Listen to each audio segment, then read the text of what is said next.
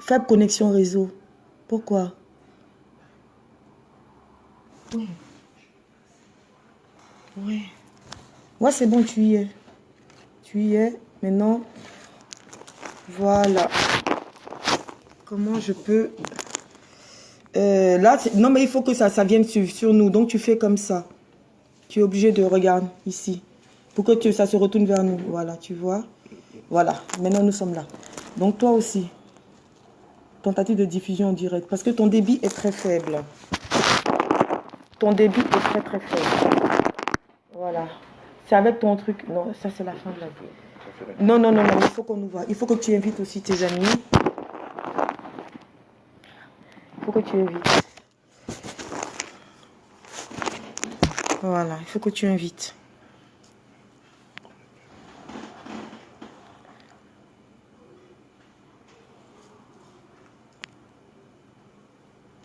Il faut inviter les gens, en fait, tu vois. C'est comme le signal comme ça. Oui. Ça me fait ça comme ça. Tentative de division directe.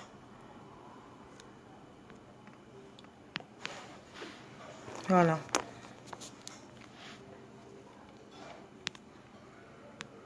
Même là, je t'ai invité, toi, tu vois. Ouais. Est-ce que tu reçois? Il faut que... Allez, coucou. Il faut que, voilà, il faut que ça se... Est-ce que tu y arrives? Tu n'y arrives pas. Hein? Bon, on va le faire comme ça, tous les deux. D'accord.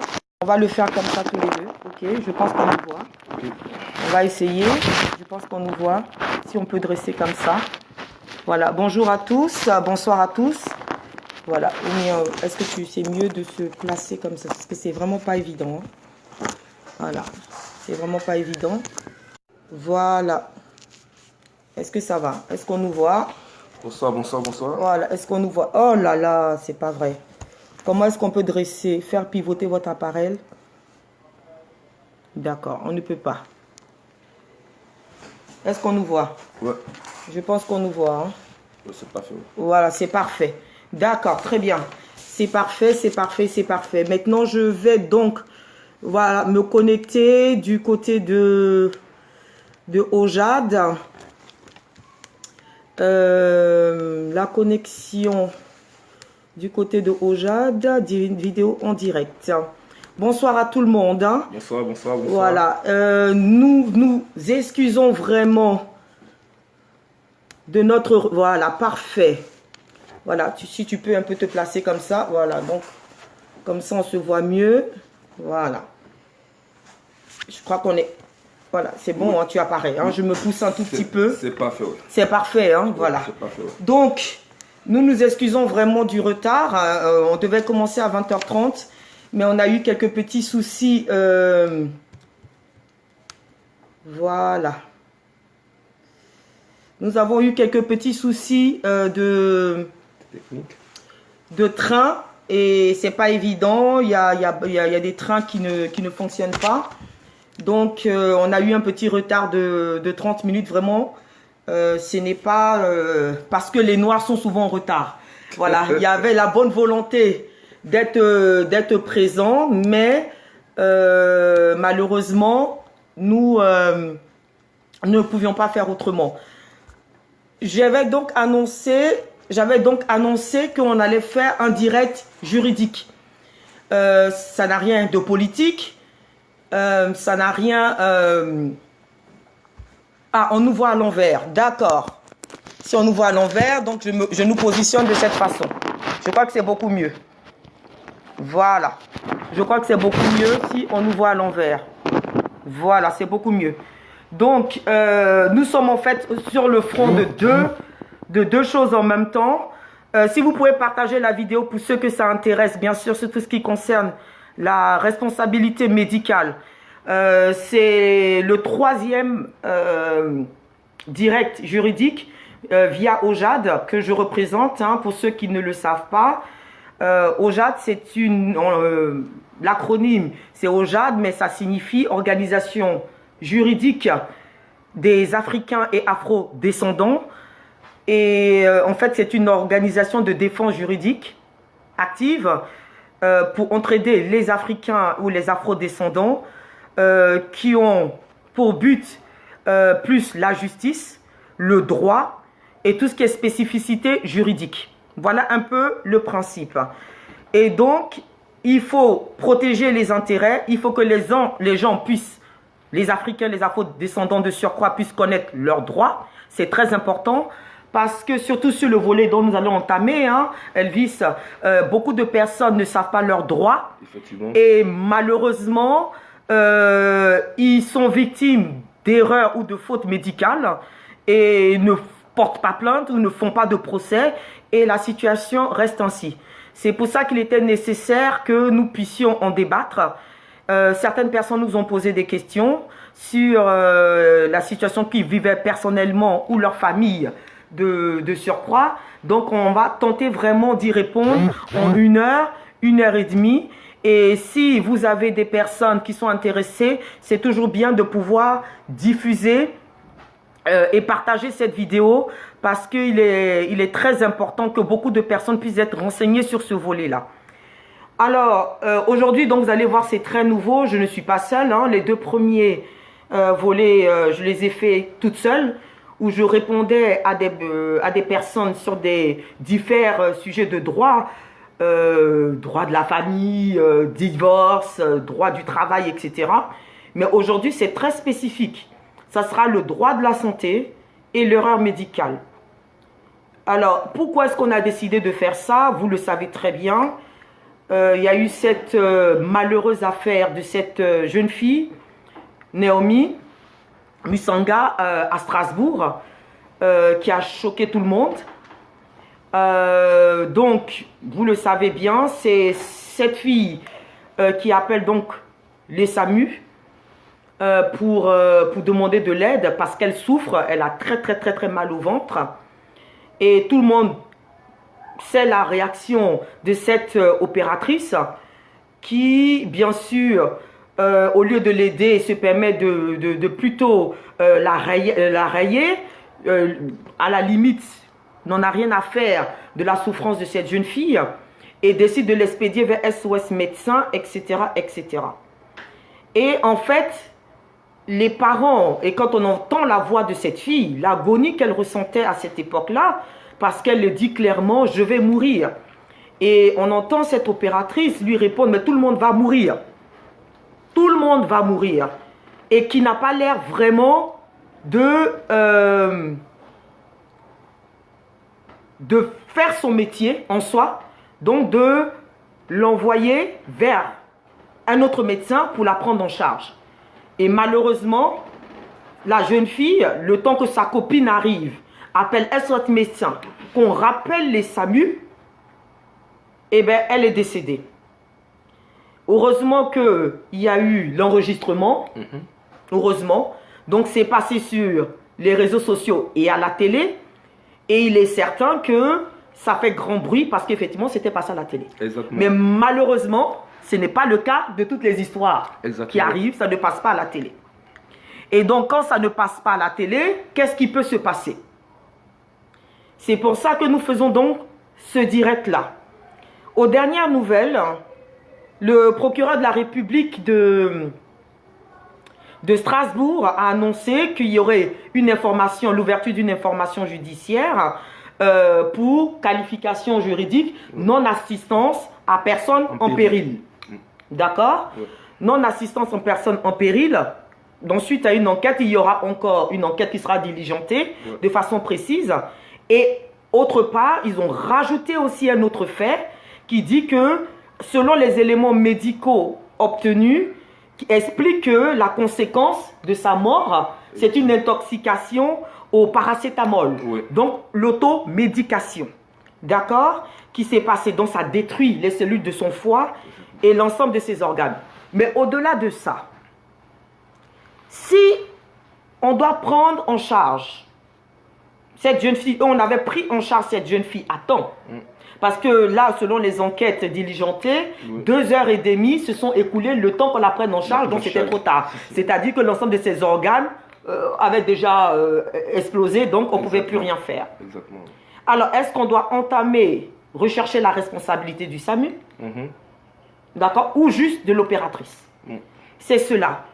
Bonjour à tout le monde. Hein. Donc, je vois les gens qui se connectent. J'ai entamé directement parce que nous sommes un peu en retard. C'est pour ça que je n'ai pas pris le temps, mais je vois des personnes qui sont connectées sur Ojad. Bonjour Candace, bonjour Denis. Bonjour à tous ceux qui sont connectés. Bonjour Liliane, bonjour Lorraine. Tous ceux qui sont connectés, Morgane, etc. Je vous remercie de suivre. Si vous pouvez partager, ça peut toujours aider quelqu'un. Exactement, ouais. C'est du juridique.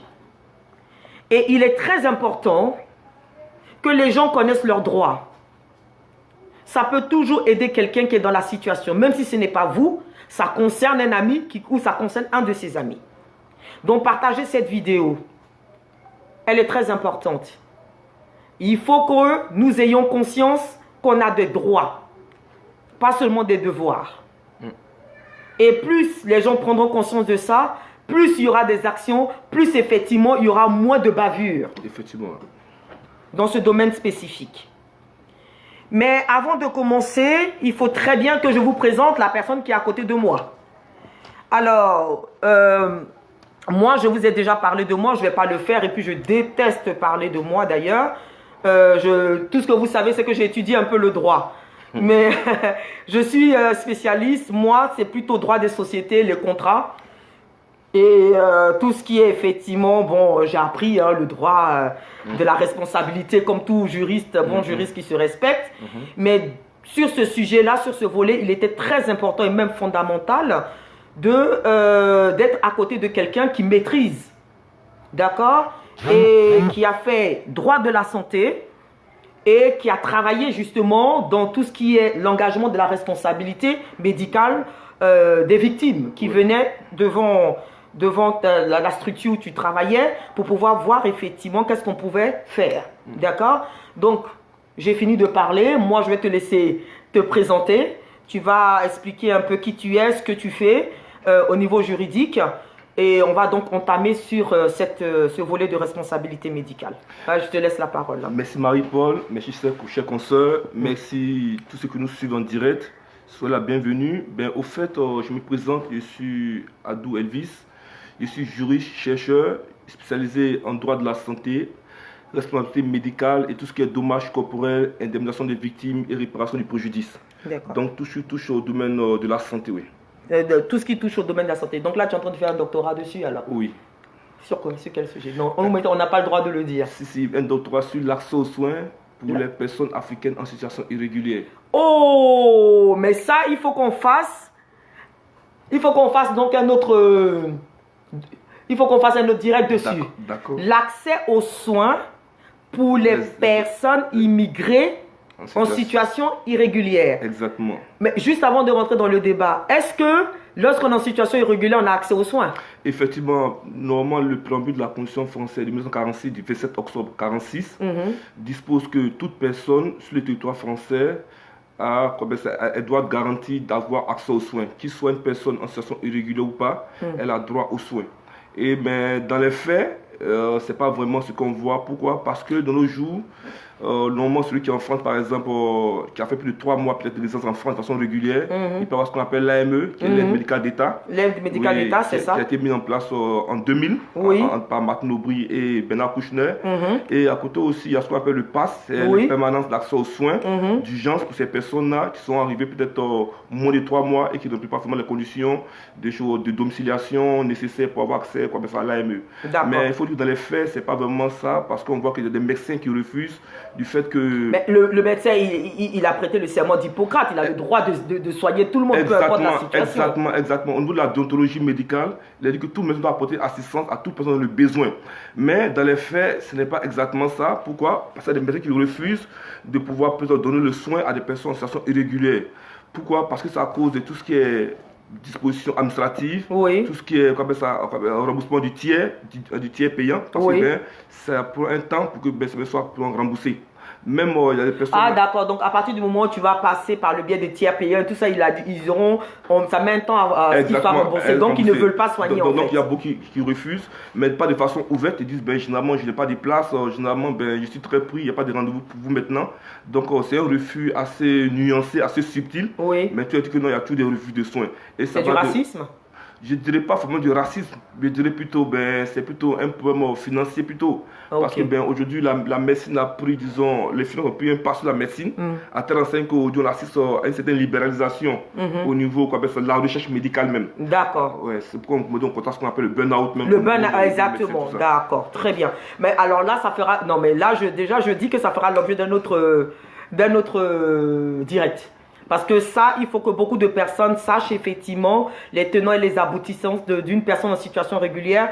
Comme est-ce que, tu vois, là déjà, tu me pousses à poser d'autres questions. Mais il faut qu'on revienne à notre sujet parce que sinon, on est parti. Sinon, on va partir dans tous les sens. Exactement. Je voudrais dire aux personnes qui sont connectées, au fur et à mesure de ce que nous disons, si vous avez des questions à poser, vous posez les questions et nous, on va prendre la peine d'y répondre.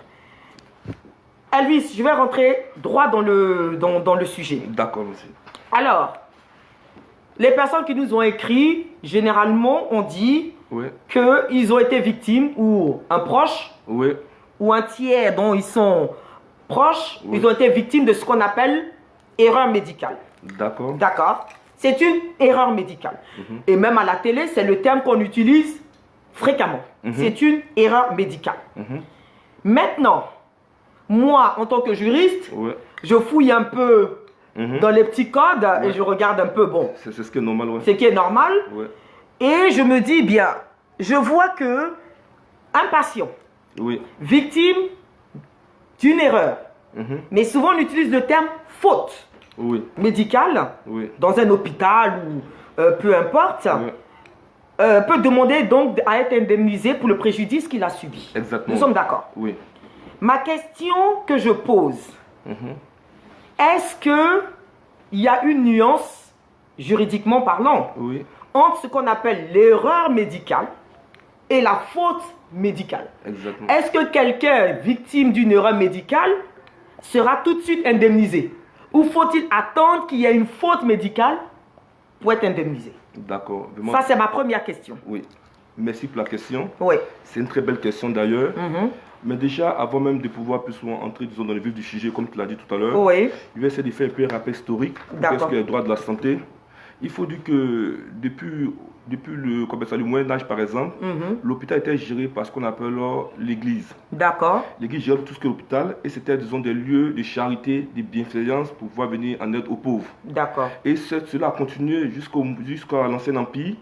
Sous l'Ancien Empire, maintenant, il est arrivé au fait que non, que l'Église a commencé plus ou moins à être, déchargée, disons, de cette obligation-là. Oui. C'est qu'on fait maintenant aux mairies, aux communes qui géraient maintenant cet hôpital. Oui. Et lorsque Napoléon a pris le pouvoir en 1799 par coup d'État, en 1804, il a fait une nouvelle loi et avec cette nouvelle loi, la France a repris pratiquement tous les pouvoirs à l'Église et aux communes. Aux communes. On fait ça maintenant à l'État. À l'État, d'accord. Et ça continue ainsi jusqu'à ce qu'on arrive au temps de Vichy en 1941 avec tout ce qui est prévoyance sociale en 1975 avec la loi sur l'IVG. Sur l'IVG avec Simone Veil, Madame Simone Veil, oui. Ensuite avec la généralisation, disons, de la sécurité sociale. Oui. Et jusqu'en 80 maintenant avec ce qu'on appelle le sang contaminé. D'accord, très bien. Et ça permet. Avec tous ceux qui ont été contaminés par le sida, c'est ça. Sang contaminé, oui.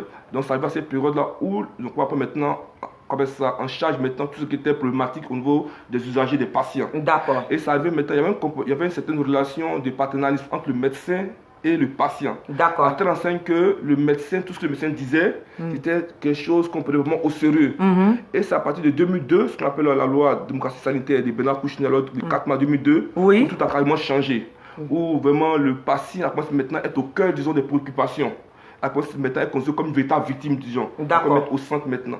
De tout. Donc, pour venir à ta question maintenant concernant tout ce qui est erreur médicale, effectivement, c'est deux notions assez différentes, mais assez subtiles. Subtiles, c'est ça, c'est clair. Parce que, disons, l'erreur est déjà humaine déjà. Au niveau... c'est ça, c'est ce qu'on dit en latin, errare manum est. Exactement, donc l'erreur est humaine. Généralement, le droit ne sanctionne pas trop l'erreur. On se dit non, l'homme est capable de faire des erreurs. C'est ça. Mais au niveau médical, on parle d'erreur médicale lorsqu'il y a un dommage corporel. Pourquoi? Lorsque la personne, il y a un lien de causalité. C'est-à-dire, entre l'acte posé, ça peut être un acte de prévention, ça peut être aussi un acte de soin, un acte de diagnostic, et l'état de la personne. Lorsqu'on voit, disons, qu'il y a un changement sur la personne déjà, on peut parler d'erreur médicale de la personne. Ok. Mais elle n'est pas forcément fautive. Elle n'est pas forcément fautive, c'est ça. C'est pourquoi, au niveau depuis 2002, 4 mois 2002, la loi Kouchner, on parle de ce qu'on appelle aléas thérapeutiques. C'est ça. C'est-à-dire que des faits qui sont... L'aléa thérapeutique. Des faits qui sont exonérants de la personne. C'est ça. C'est-à-dire on peut faire un diagnostic, on peut essayer de faire une intervention chirurgicale, et il peut arriver que ça ne marche pas. Les peuvent se tromper. C'est ça. Et donc c'est vrai que non, il n'y a pas forcément comme volonté de nuire au patient, mais il y a des aléas qui sont par certaines enseignes que c'est un cas fortuit, comme on le dit, et c'est imprévisible et c'est irréversible. C'est ça. C'est pas forcément la faute au médecin. Au médecin. Mais là, il y a aussi ce qu'on appelle aussi la faute médicale, qui est une faute... donc si je comprends bien, l'erreur médicale, tout simplement, en fait, il y a le fait que le médecin, il est humain. Donc il peut faire une faute, enfin il peut faire une erreur, parce que pas une faute, mais sans une intention volontaire de le faire. Exactement. D'accord, ok. Donc toute erreur n'est pas forcément une faute. N'est pas forcément une faute. D'accord. Tout n'est pas forcément sanctionnable. D'accord. Et maintenant, il y a la faute médicale maintenant, qui relève de ce qu'on appelle l'arrêt Messier du 20 mai 1936. 36, oui. C'est-à-dire le praticien, disons le médecin, il a l'obligation de moyens, mais pas l'obligation de résultats. Ah, on va s'arrêter là un peu. Parce que il faut que les gens comprennent. Le médecin a une obligation de moyens et non de résultats. Exactement. Il est très important de définir cela. Ok, je m'explique. Oui. Obligation de moyens, c'est-à-dire le médecin, il est dans l'obligation de fournir toute la technique médicale nécessaire pour la guérison du patient. D'accord. Mais il n'est pas tenu de guérir le patient. D'accord. Il doit mettre tout en œuvre. Tout en œuvre, au niveau diagnostic, au niveau de la prévention, au niveau de l'acte de soins pour pouvoir guérir le malade. Mais il n'est pas emmené à pouvoir guérir forcément le malade. D'accord. Mais et le médecin...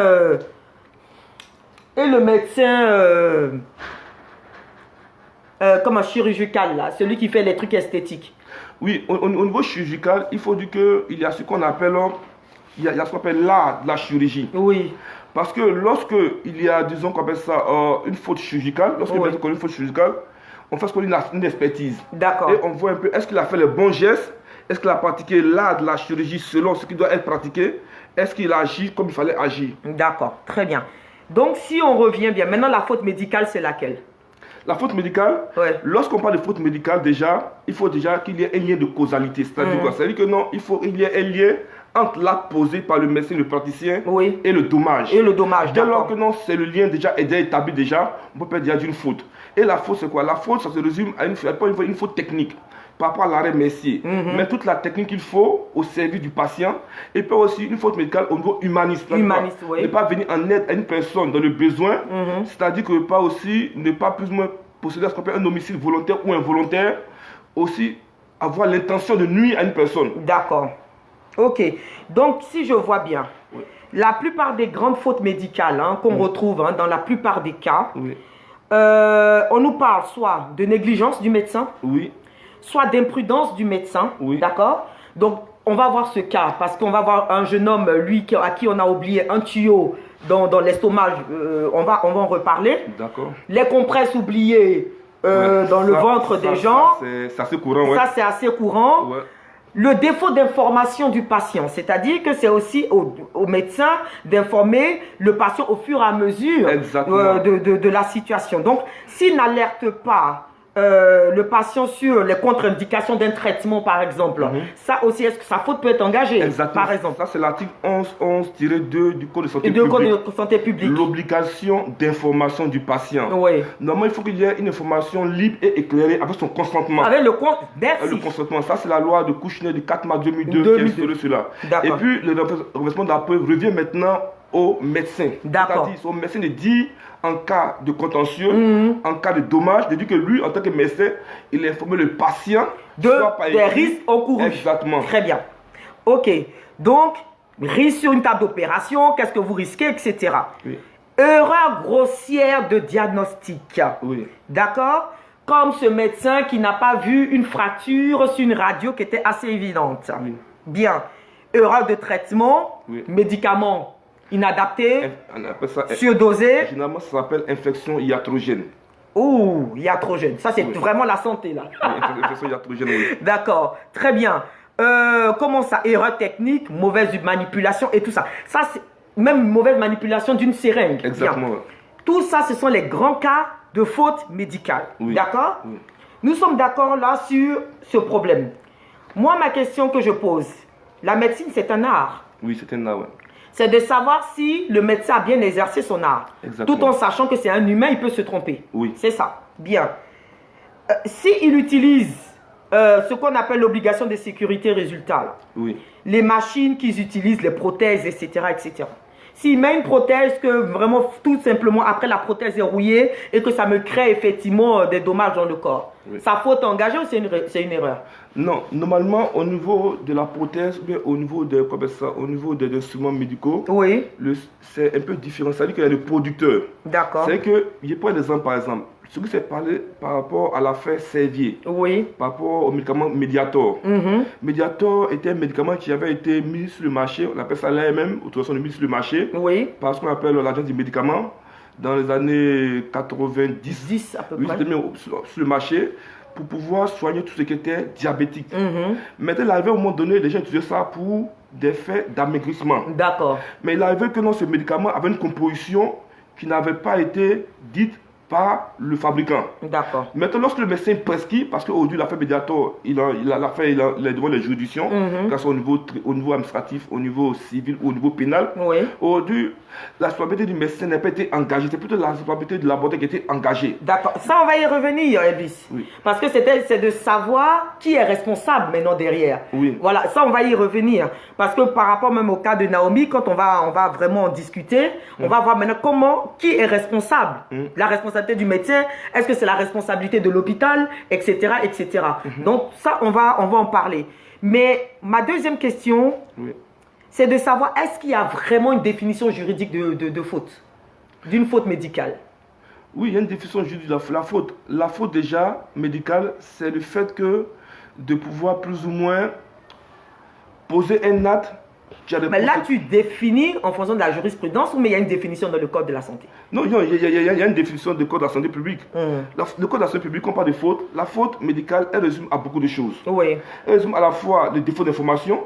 Ça, c'est une faute médicale. Ça, c'est l'article 11-2 du Code de la santé publique. Elle résume à la fois aussi de la violation du secret médical aussi, qui est l'article 11-10-4, la violation du secret médical. Tout ça, c'est des fautes médicales. Et aussi, ça va aussi au niveau du code pénal également. Parce que le droit de la santé, c'est un droit qui est assez hybride. C'est vrai. C'est à la fois un droit qui touche à la fois le public et le civil. Et le pénal. Donc les publicistes comme les privistes, et tous peuvent se prévaloir du code de la santé publique. C'est ça. Donc c'est un droit qui touche un peu à tout exactement. Très bien. Alors, ma deuxième question, tu estimes que tu as été victime d'une erreur? Oui. J'espère que c'est une faute. Oui. Est-ce que tu te lèves tout de suite? Tu dis, je vais porter plainte, etc., etc. Comment, à quel moment est-ce qu'on peut engager la responsabilité, bon, d'abord du médecin, en premier lieu? D'accord. Est-ce qu'il faut d'abord qu'il y ait une enquête au préalable et établir une faute reconnue, ou bien c'est par étapes d'abord? Ok, j'explique. Bon, là, il faut qu'on aille sur deux cas différents. D'accord. Il y a le médecin généraliste et il y a le médecin qui travaille au sein de l'hôpital public. D'accord. Parlons du médecin général, depuis la loi du 4 mars 2002, la loi dite démocratie sanitaire, la loi Kouchner, il était demandé au médecin d'avoir obligation de pouvoir avoir un assureur. D'accord. Là, l'assureur, c'est au cas où il y a une faute ou une erreur médicale, pour que l'assureur puisse couvrir, disons, ce dommage. D'accord. Lorsque une personne se dit victime d'une erreur médicale ou bien soit d'une faute médicale qui est avérée, où il y a un lien de causalité, c'est-à-dire qu'entre le dommage et l'acte médical, quand c'est un acte préventif, un acte comme un acte préventif, un acte de diagnostic ou un acte de soins, la personne déjà, il peut automatiquement saisir l'assureur du médecin. D'accord. Pour demander, lorsque c'est le privé, l'assureur du médecin, pour dire bon, moi, j'ai été reçu par... Comment est-ce qu'on peut saisir l'assureur du médecin? Il faut déjà que le médecin ait reconnu qu'il a fait une faute. Exactement. Le problème, c'est quoi? C'est que déjà, il y a ce qu'on appelle le dossier médical qu'on peut avoir, le dossier médical. Normalement, toute personne a le droit de mettre son dossier médical, avoir accès à son dossier médical. Oui. Quel dossier médical maintenant? Tu peux dossier médical avec tout ce qui est documents qui vont avec tout ce qui est dommage que tu as pu subir et tu envoies directement à l'assureur du médecin. D'accord. Mais il faudrait que le médecin aussi, il puisse réellement aussi... Généralement, les médecins ne reconnaissent pas forcément leurs fautes ou leurs erreurs. C'est après ce qu'on appelle l'expertise, soit la miabelle judiciaire, que non, l'affaire est tranchée. Généralement, on saisit soit un expert à l'amiable, Oui. et qu'il fasse ce qu'on appelle, il y a ce qu'on appelle nomenclature d'Intillac, des gens d'Intillac, un ancien président de la Cour de cassation de 2005. Ça permet de voir les différentes poches de préjudice. Préjudice extra-patrimoniaux, préjudice patrimoniaux, évolutifs, etc. etc. Ça fait tout ce que j'ai établi maintenant, qu'on peut plus ou moins saisir maintenant tout ce qui est assureur, que l'assureur puisse indemniser la victime. D'accord. Maintenant, au niveau du médecin qui travaille pour un hôpital public, il y a ce qu'on appelle l'arrêt Pelletier du 30 juillet 1873. Il y a ce qu'on appelle la faute détachable. C'est-à-dire que celui dans l'hôpital public, qui est l'administration bien sûr, Oui. il y a différentes sortes de responsabilités.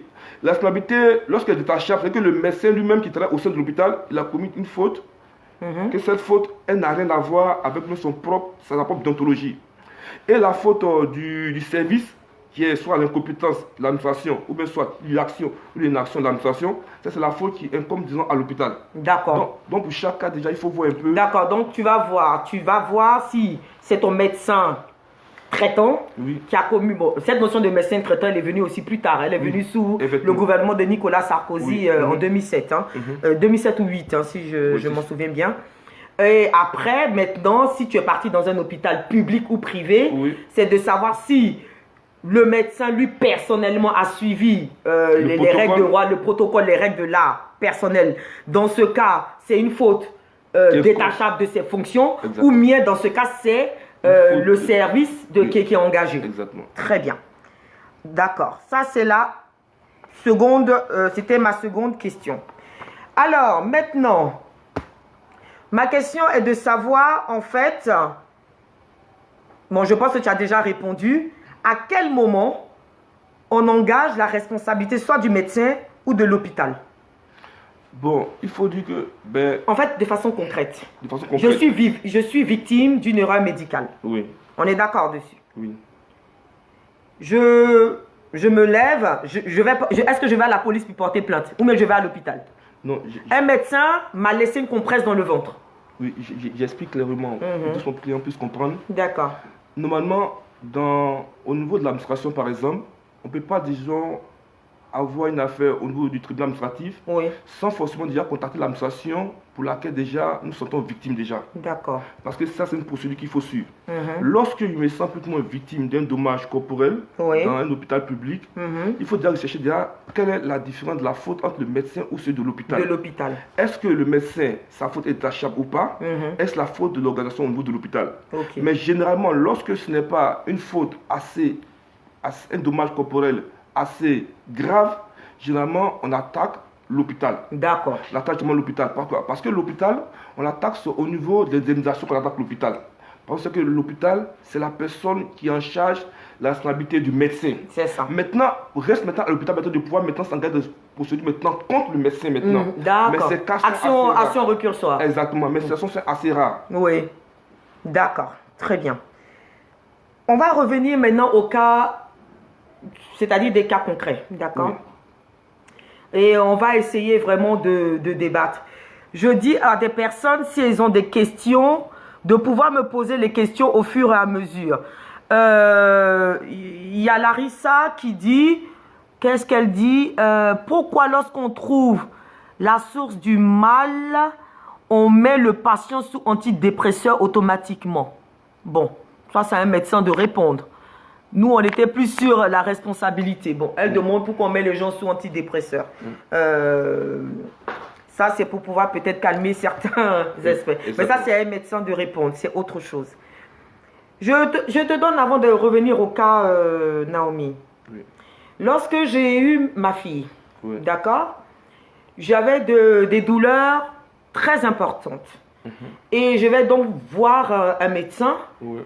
Et ce médecin me prescrit donc des médicaments. Mais effectivement, on sait que quand une femme allaite, il y a des médicaments qu'elle ne peut pas prendre. Elle n'a pas le droit de prendre. Et donc, il me prescrit ce médicament et je lui précise que je suis mère depuis 6 mois, donc je n'ai pas le droit de prendre certains médicaments. Il me dit, tu n'as rien, ne crains pas, il n'y a pas de problème. Effectivement. J'arrive, j'achète le médicament, mais moi, ma chance à moi, c'est que j'ai lu la notice. Et quand je lis la notice, il était bien écrit et de façon très claire et succincte que non admis pour femmes enceintes ou qui allaitent. J'ai rappelé donc ce médecin. Et je lui ai dit, mais docteur, il a contesté. Mais non, mais je connais mon travail, etc., etc. Ouais. Je lui ai dit, je reviens au cabinet. Je suis reparti donc au cabinet, je lui ai bien montré. Il dit, ah bon? Ah, mais ça a dû changer, alors ça a dû évoluer. Et là, il ouvre son livre de médecine, et là, il me prescrit autre chose. Oui. Imagine-toi que j'aurais pris un médicament pareil. Oui. Et les conséquences pour moi et mon enfant. C'est une faute ou c'est une erreur? Pour dire que je suis un médecin, la médecine a évolué, je ne me suis pas mis à jour. Mais c'est une faute par rapport à Messier. L'arrêt Messier du 20 mai 36, comme je disais tout à l'heure, le garçon du moins, le médecin est obligé plus ou moins d'être d'actualité. C'est-à-dire qu'il est obligé de se conformer aux nouvelles actualités au niveau scientifique. Lorsque par exemple, je prends un exemple tout simple. Tu dis que non, que tu allaites, il te prescrit un médicament, mais ce médicament, normalement, il n'est pas mis pour les femmes, disons. Oui, ils disent que c'est nouveau parce qu'avant c'était admis, mais ça a évolué. Voilà ce qu'il m'a dit. Effectivement. Donc, ça veut dire le médecin il est obligé de se mettre, disons, comme ça, à l'heure de toute la technologie au niveau de la recherche médicale. D'accord. C'est pourquoi aujourd'hui, il y a beaucoup de médecins qui ont été radiés de l'ordre des médecins. Pourquoi? Parce qu'il y a une obligation pour les médecins d'être formés chaque année. D'accord. Il y a une obligation de formation chaque année pour les médecins. Il y a une obligation de quelques jours de formation chaque année. Dès lors qu'ils ne sont pas formés, il arrive que l'ordre des médecins au niveau régional, au niveau départemental, même au niveau national, même, arrive à arrêter des médecins qui ne sont plus en activité. Donc c'est ce qui fait la radiation, oui. Et ça c'est courant. Beaucoup de médecins sont radiés. Par manque de formation, oui. Par manque de formation. Exactement, oui. D'accord. Ok. Nous allons donc revenir au cas Naomi. D'accord. Alors, cette petite, malheureusement, elle est décédée donc le 29 décembre de l'an dernier, 2017. Tout le monde a suivi l'histoire et la pauvre, elle est décédée parce que tout simplement, une opératrice n'a pas pris en considération sa souffrance. Exactement. Et a donc décidé de la rabrouer et de lui dire, bon, ben, va voir SOS médecin, etc., etc. Alors que quand on entend vraiment l'appel, on se rend compte que la fille, elle souffrait. L'excuse générale qui est sortie de beaucoup de personnes travaillant dans les SAMU, ils ont dit que même si cette opératrice paraissait très très dure, parce qu'au son de sa voix, des railleries, de la rigolade, parce que d'autres ont apparenté ça à quelque chose de raciste, les vidéos de la télé belge de surcroît montrant qu'elle riait, parce qu'elle avait entendu le nom de la petite Musanga pour dire « Oh, c'est encore eux » et tout ça. Donc, elle n'avait pas fait d'effort. Bon, on ne rentrera pas dans ce domaine-là. Restons dans le domaine médical. Et donc, cette opératrice la renvoie et malheureusement, au moment où on doit appeler SOS médecin, bon, les choses se sont faites ainsi. Elle est décédée, la pauvre. Bon, maintenant, bien sûr que la famille a pris un avocat, on connaît un peu la suite. Comme j'ai lu tout à l'heure, l'information judiciaire qui qualifie maintenant pour non-assistance en personne en péril. Parce que je crois qu'au début, ils avaient essayé de qualifier ça autrement, si je m'en souviens. Tu te rappelles, au départ, ils avaient qualifié ça de... juste au départ, au mois de mai, mais il y avait un autre chef d'accusation. Mais ils ont requalifié pour que, effectivement, la peine soit un peu plus élevée. Mais ce que je voulais dire par là, aujourd'hui, les parents, ils ont pris un avocat, enfin, des avocats, en l'occurrence. Quelle sera maintenant l'étape à suivre? Sachant que l'opératrice, dont elle a été mise, comme on dit, elle a été sanctionnée. Oui. D'accord. Pour l'instant, bon, à l'époque, on disait qu'elle touchait encore son salaire, même si elle ne travaillait plus. Mise à pied, conservatoire. Sûrement qu'on l'a renvoyée parce que j'ai lu aussi dans les journaux que le directeur du SAMU également a démissionné. D'accord? C'est bien beau de démissionner en fait. Mais les SAMU disent, enfin, les opérateurs disent que à leur niveau, quelqu'un qui appelle et qui dit qu'elle a mal au ventre n'est pas quelqu'un qui est censé être au départ en danger. Donc on la renvoie vers SOS médecin, en l'occurrence. Ça, c'est le premier volet. Le deuxième volet ils disent qu'ils sont encombrés et surencombrés, d'accord, et surencombrés de d'appels, de personnes qui appellent pour des petits bobos par-ci, par-là, et ça les empêche même de sauver ou d'arriver à temps pour sauver des personnes vraiment dans des situations plus graves. Ok? C'est ce qu'ils disent. Mais est-ce que ça justifiait qu'une personne qui a mal au ventre puisse être rabrouée de cette façon? Première question. Et deuxième question, maintenant les parents, donc les ayants droit, les ascendants, sachant qu'elle a laissé aussi un gamin, hein, je crois. Qu'est-ce qu'il peut faire pour arriver, s'il y a condamnation, pour indemnisation? Bon, déjà, il y a parlé pour la deuxième question déjà. Par rapport aux parents, déjà, c'est ce qu'on appelle les ayants droit, comme tu l'as souligné, ou bien les victimes par ricochet. Les victimes par ricochet. Effectivement. C'est-à-dire, ces parents, ils ont tout le pouvoir de pouvoir plus ou moins suivre cette procédure. Aujourd'hui, la procédure... Ils ont qualité à agir. Hein. Effectivement, qualité à agir en tant qu'ayant droit, en tant que victime par ricochet. D'accord. C'est-à-dire qu'il est victime au niveau moral, victime parce qu'au niveau affectif aussi. Ils ont le lien affectif avec... Le lien affectif avec la dame qui est décédée. Docteur Adou, je vais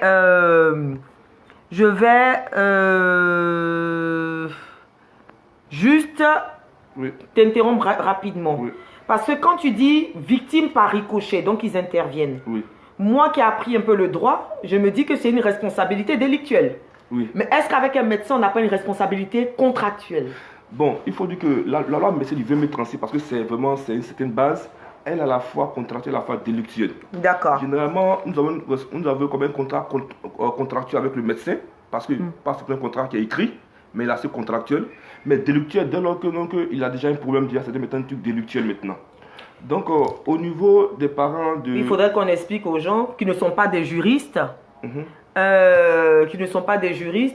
responsabilité contractuelle et délictuelle, parce que nous voient parler un peu notre langage juridique. Contractuel, c'est simple. Vous avez un contrat avec quelqu'un. Si vous voulez engager la responsabilité de la personne, vous vous basez sur ce qui a été écrit sur le contrat. Exactement. C'est clair. Si il n'y a pas de contractuel, automatiquement c'est délictuel. Voilà un peu ça.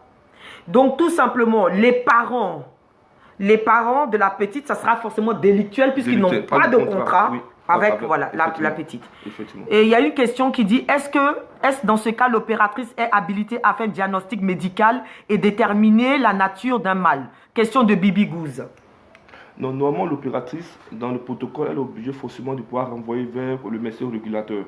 Parce que son médecin lui-même de pouvoir dresser un diagnostic et de pouvoir dire si ou non la personne est apte à être admise par le SAMU ou pas. D'accord. Donc, ce n'est pas forcément à l'opératrice de pouvoir prendre certains engagements comme elle a fait l'autre fois. C'est à elle plutôt de pouvoir ramener la victime, mais pardon, pas la victime, bon, la patiente. La patiente. Le patient. Donc, dès que tu appelles le SAMU, même si tu dis que tu as un petit bobo, on te ramène vers un médecin. Exactement, pour voir un peu de quoi il s'agit. Parce qu'elle n'est pas habilitée, elle n'a pas vraiment compétence pour pouvoir plus ou moins prendre certains engagements vis-à-vis elle n'est pas médecin.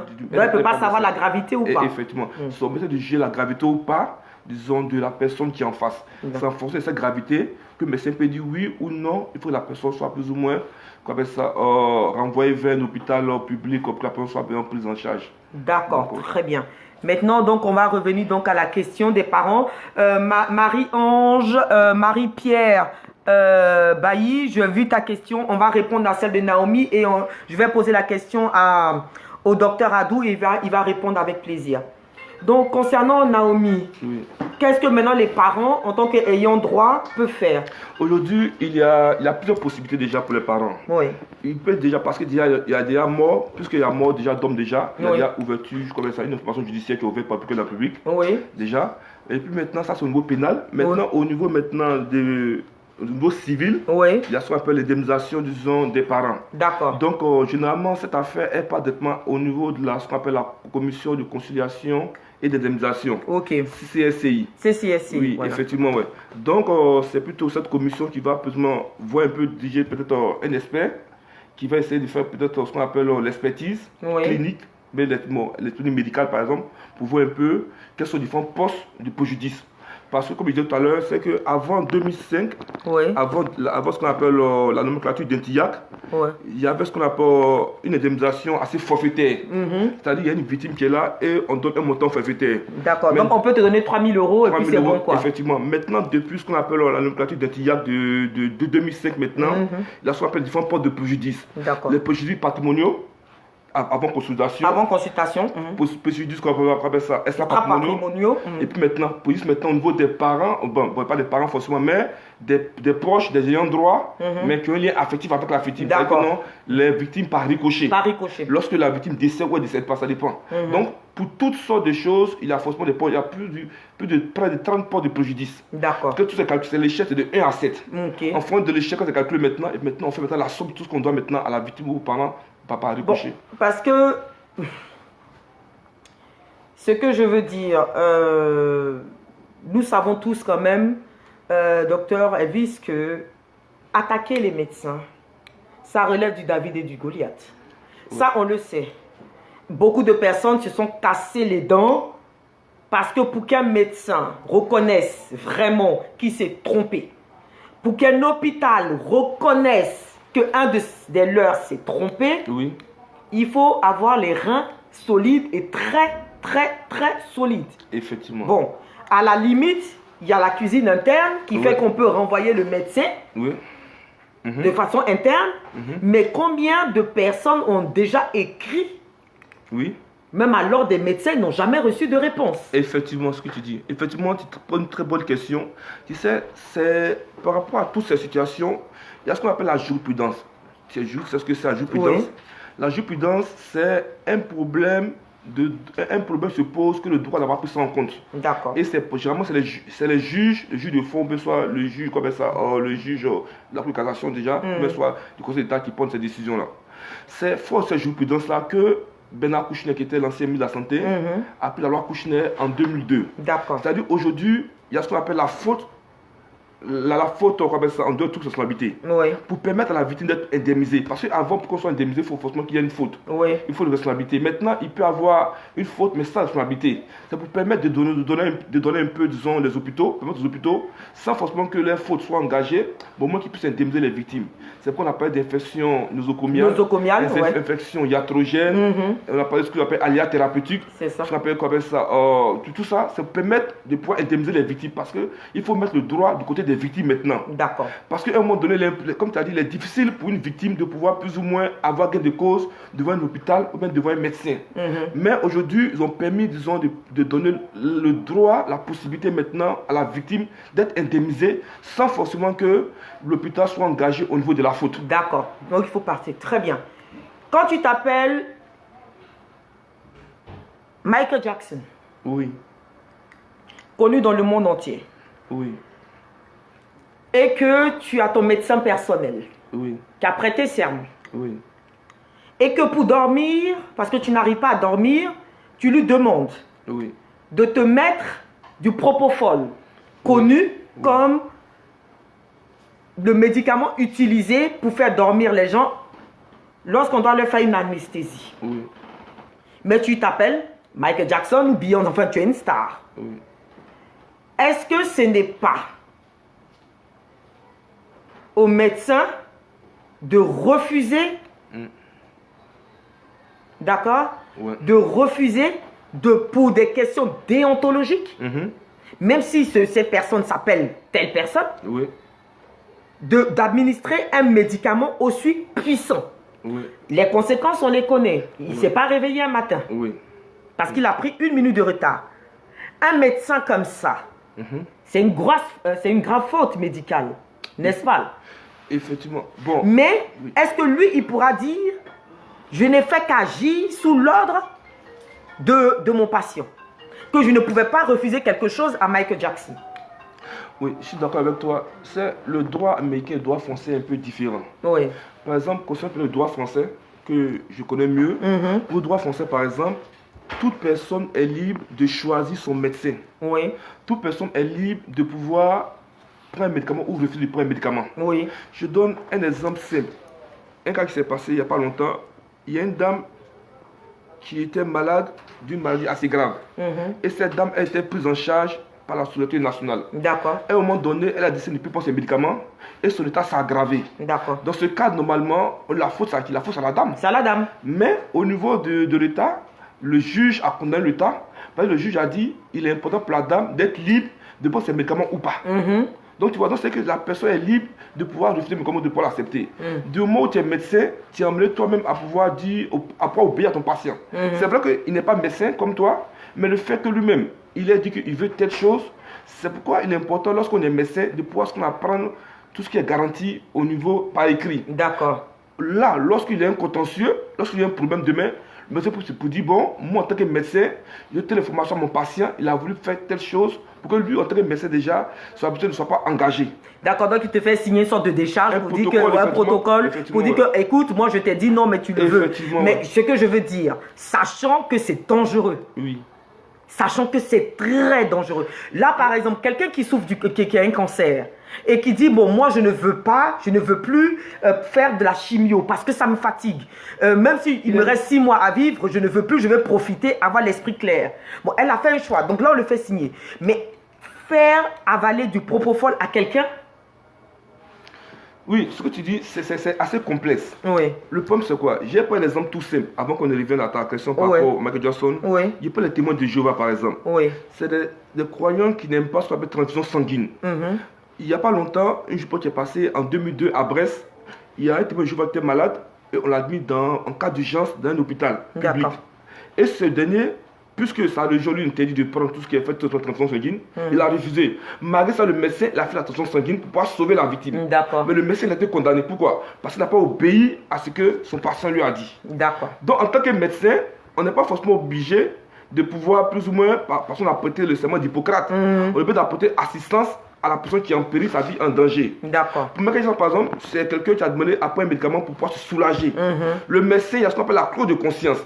Il pouvait refuser ou il pouvait accepter. Accepter, oui. Effectivement. C'est un peu comme le cas des IVG, par exemple.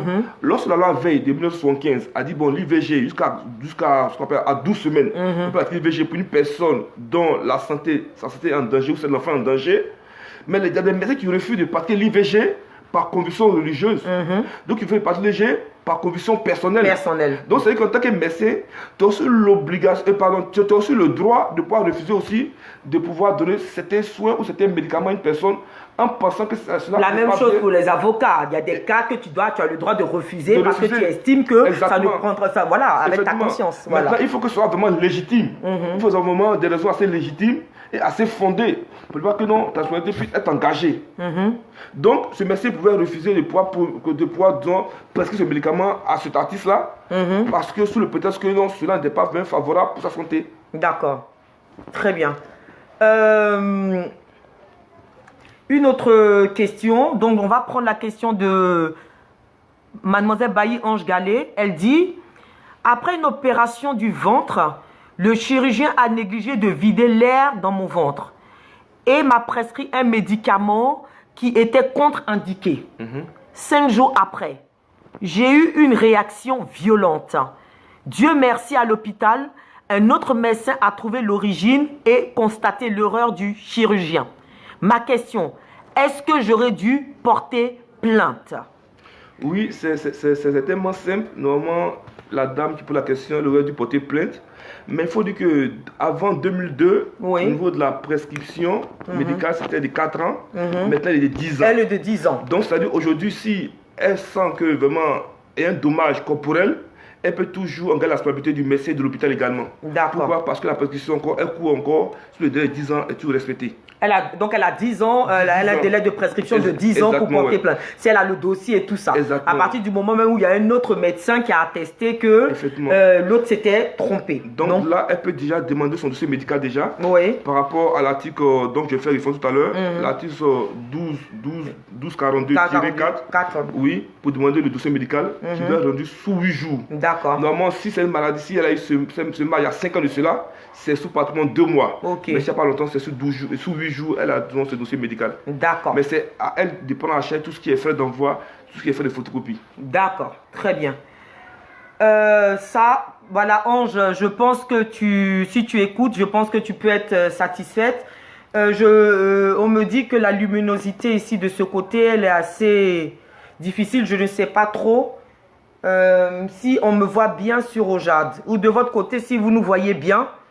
Parce qu'ici, on me dit que la luminosité n'est pas très très bonne. Or, et pourtant, j'ai allumé toutes les lumières de la maison. Donc là, et la lumière du dehors aussi. Donc, je ne sais pas trop qu'est-ce que je pourrais faire là de plus précisément. Ou peut-être soit rapprocher de l'autre côté, mais ça va décaler un peu les choses. Hein. Je ne sais pas si on peut essayer. Voilà. Voilà. Bon, je ne sais pas si on me voit mieux sur Ojad. Si on peut me répondre, ce serait gentil. Voilà. Elle me dit que l'opération s'est passée l'an dernier. Effectivement, Bailly-Ange, c'est ce que le docteur Adou disait. Il dit que tu as 10 ans. Tu as 10 ans, effectivement, pour porter plainte. Donc, tu peux repartir à l'hôpital, demander ton dossier qu'ils vont te donner sous 8 jours, hein, c'est ça? Oui. Donc, tu payes les frais d'envoi. Et après, maintenant, tu peux faire constater l'erreur ou la faute médicale et commencer une procédure. Maintenant, la procédure, ça peut être laquelle Normalement, il y a plusieurs procédures qui s'ouvrent, disons, à la dame qui est en ligne. Oui. La première procédure, déjà, elle peut être soit l'amiable, ou soit elle peut être, disons, au judiciaire. D'accord. La première des choses, d'abord, c'est d'avoir un dossier médical. Dès lors qu'elle a un dossier médical, elle sait plus ou moins de contacter déjà au niveau de l'hôpital pour regarder la responsabilité pour dire à la sortie de l'hôpital, voici ce que j'ai subi au niveau de l'hôpital. Oui. Dès lors que ces personnes n'arrivent pas plus à donner gain de cause, elle peut contacter ce qu'on appelle la commission régionale de conciliation et d'indemnisation. D'accord. Elle envoie tout le dossier médical avec tout ce qu'elle a subi comme dommage corporel, avec tout ce qui est dépenses qu'elle a pu engager comme frais. Et tout cela maintenant, il faut maintenant ils ont 6 mois pour pouvoir statuer. Après, si on donne un avis, dès que l'avis est favorable, il y a ce qu'on appelle l'ONIAM, qui est l'Office national de l'indemnisation des accidents médicaux, qui fait, après 4 mois, fait une offre à la dame. D'accord. Une offre qu'elle peut refuser ou elle peut accepter. Au cas où elle refuse l'offre, elle peut maintenant porter une plainte devant le juge judiciaire qui va dire ce qu'on appelle l'expertise judiciaire pour voir un peu au niveau des dommages corporels et pas de préjudice. D'accord. Question de Liliane Zé. Quelles sont ses chances de gagner son procès? Non, mais au fait, la dame, elle a pratiquement... peut-être éteindre la lumière de derrière, on me dit. Peut-être que ça va éclairer plus. Voilà. Non, c'est trop sombre. Non, c'est pire. Voilà, c'est pire. Donc, on va laisser comme ça, mais j'ai allumé toutes les lumières, donc je ne peux pas faire plus. Toutes les lumières sont allumées. Voilà. Oui, la cause de la dame, elle demandait est-ce qu'elle peut gagner son procès. Quelles sont les chances de gagner son procès? Moi, je pense que le droit est de son côté. Parce que s'il y a un lien de causalité directe, c'est-à-dire si entre l'acte qui a été posé et le dommage est déjà établi et que pratiquement elle a tous les dossiers médicaux qui prouvent que l'acte de soins ou bien l'acte de chirurgie qui a été fait est, disons, la conséquence de dommages qu'elle a subi, automatiquement le droit est de son côté. Maintenant, ça aide de voir maintenant, parce qu'au niveau de l'ONIAM, par exemple, l'indemnisation est pratiquement de moins d'une année. Au niveau du juge judiciaire, ça prend un temps assez long. C'est ça. Donc, ça aide maintenant de voir où est-ce que maintenant elles peuvent moins pouvoir voir. D'accord. Ok, bon. Généralement, je vais être honnête quand même. Généralement, ce genre de dossier, ça prend combien de temps? Normalement, si tu vas à une indemnisation, ça prend combien de temps? Honnêtement. À l'amiable, lorsque tu fais le dossier à l'ONIAM a 6 mois pour pouvoir donner un avis. D'accord. Dès lors que, la commission régionale de conciliation a 6 mois de donner un avis. Et l'ONIAM, qui est ce qu'on appelle l'assureur de l'État, qui est l'office d'indemnisation des victimes d'accidents médicaux, a 4 mois pour te faire une offre. Ça te fait autour de 10 mois. Généralement, ils donnent combien? Bon, ça dépend du truc. Imagine qu'on a oublié une compresse dans mon ventre. Ça dépend de l'expert qui va établir, qui fait l'expertise clinique et l'expertise aussi au niveau des dossiers. L'expertise, ça prend deux aspects. Il y a l'expertise des dossiers médicaux et l'expertise au niveau clinique également. D'accord. Mais pour l'expertise clinique, tu es obligé forcément de faire assister soit par un avocat, mais soit par toi-même ton médecin traitant. Afin que le médecin qui est en face ne peut pas plus ou moins, peut-être être grugé, mais peut-être être spolié de tes droits. D'accord. Ok. Bibi Gouze répond, elle écrit: je pense qu'il y a un vide dans ce système, car c'est un service d'urgence, donc elle revient au cas Naomi, et que seules des personnes compétentes avec un minimum de sens, de responsabilité, de connaissances médicales et de surcroît vigilante pour au moins prendre des décisions assez conscientes. Car bien qu'elle ne soit qu'une opératrice, on remarque que son poste est un poste de décision. Alors la question réside dans le recrutement. Est-ce que effectivement, bon, dans le cas de malheureusement,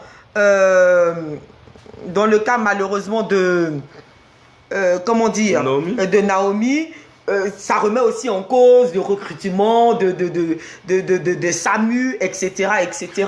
Parce qu'il est clair qu'à partir du moment où la santé des personnes est en jeu, si quelqu'un t'appelle pour dire que son doigt est coupé, tu te dois de venir parce que son doigt est coupé. Et effectivement, ce que tu dis, c'est vrai, parce que le problème de Naomi a posé un problème assez important au niveau même du recrutement. Oui. Parce que si je ne m'abuse, c'est que j'ai appris dans le temps que la dame en question, l'opératrice qui avait reçu l'appel de Naomi, Oui. cette dame, elle travaille ailleurs, autre qu'au SAMU. Et qu'elle était au SAMU il n'y a pas longtemps. Donc, ce problème de recrutement me pose un certain problème. Parce qu'il faut que les personnes qui sont à des postes assez stratégiques puissent avoir un minimum de formation dans ce domaine-là, sur le domaine médical. D'accord. Ils puissent déjà apporter les réponses qu'il faut aux personnes qui appellent. Parce que ces personnes qui appellent, généralement c'est des victimes qui appellent. C'est des personnes dans l'angoisse qui appellent. Les personnes qui sont déjà stressées, les personnes qui ont déjà des problèmes assez difficiles, qui appellent pour avoir, disons, une réponse à leurs problèmes. Donc il faut que la personne qui en face déjà, elle soit à la fois une personne empathique déjà. Il faut aussi c'est qu'on lui reprochait un manque d'empathie, mais terrible. Déjà, une personne soit aussi comme ça au niveau aussi, même si elle n'est pas médecin ou si elle n'est pas vraiment, dans la santé. Mais il faudrait des notions au moins comme ça au niveau médical déjà, pour déjà apporter les premières réponses déjà à la personne qui est en face. Pour que la personne soit plus ou moins rassurée. C'est la première des choses qu'on doit faire déjà. On le voit dans le recrutement au niveau de l'opérateur de SAMU. D'accord.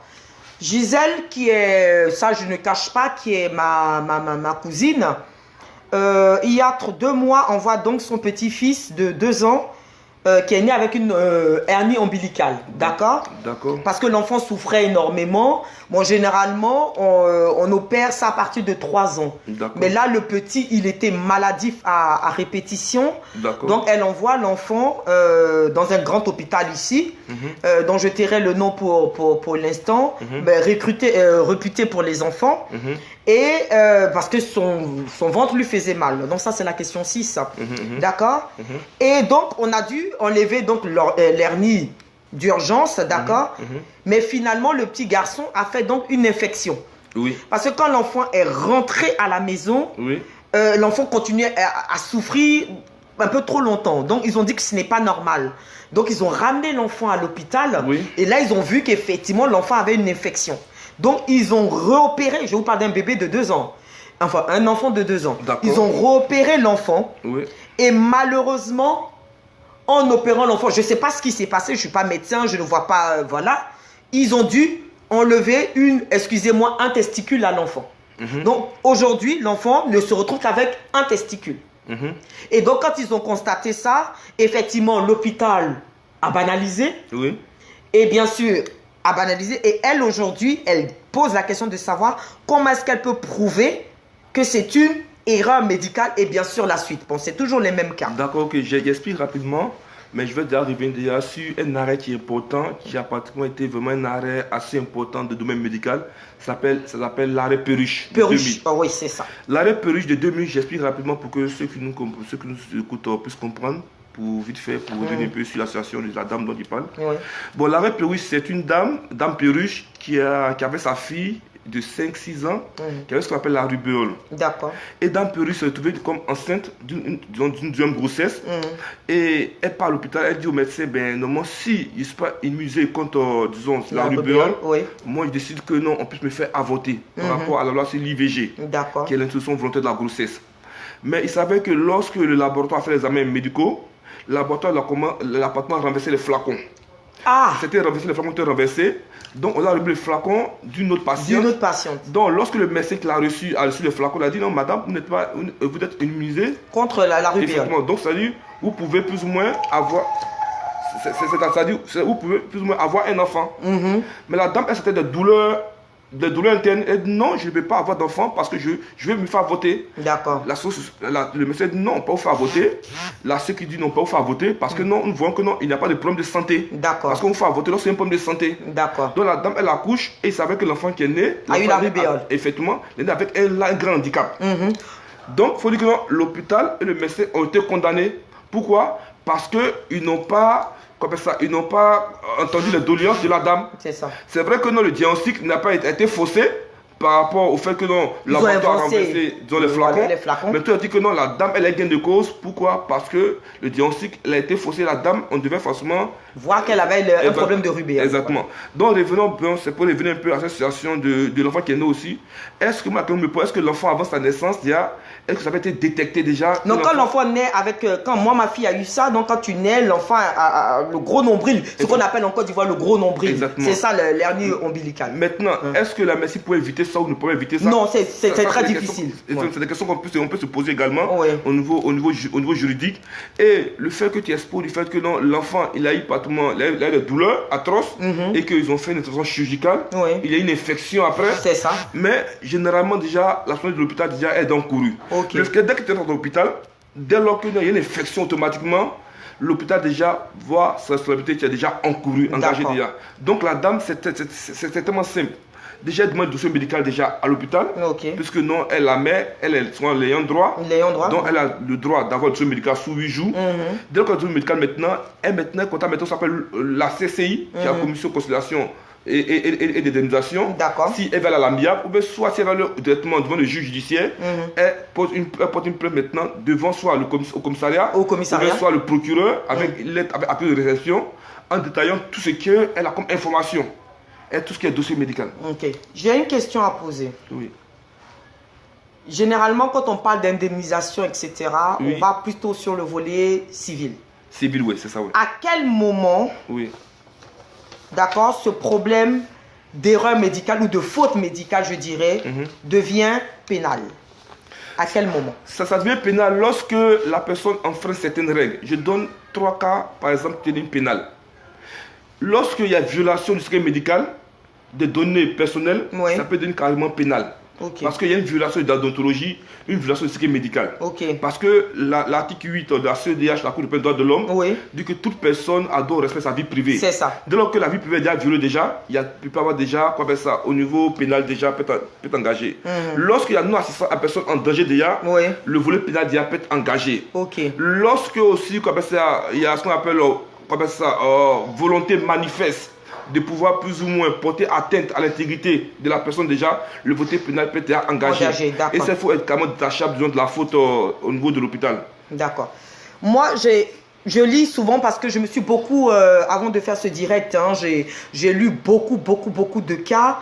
Comme je dis, c'est pas vraiment ma spécialisation, mais j'ai été effaré de ce qui pouvait vraiment se passer dans ce domaine, entre guillemets, de la santé.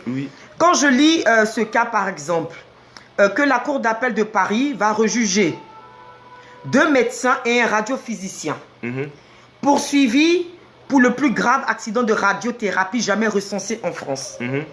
De 2001 à 2006, près de 450 personnes traitées pour des cancers de la prostate ont subi une surdose de radiation. D'accord. 12 sont décédés. Beaucoup d'autres ont eu des graves séquelles. D'accord?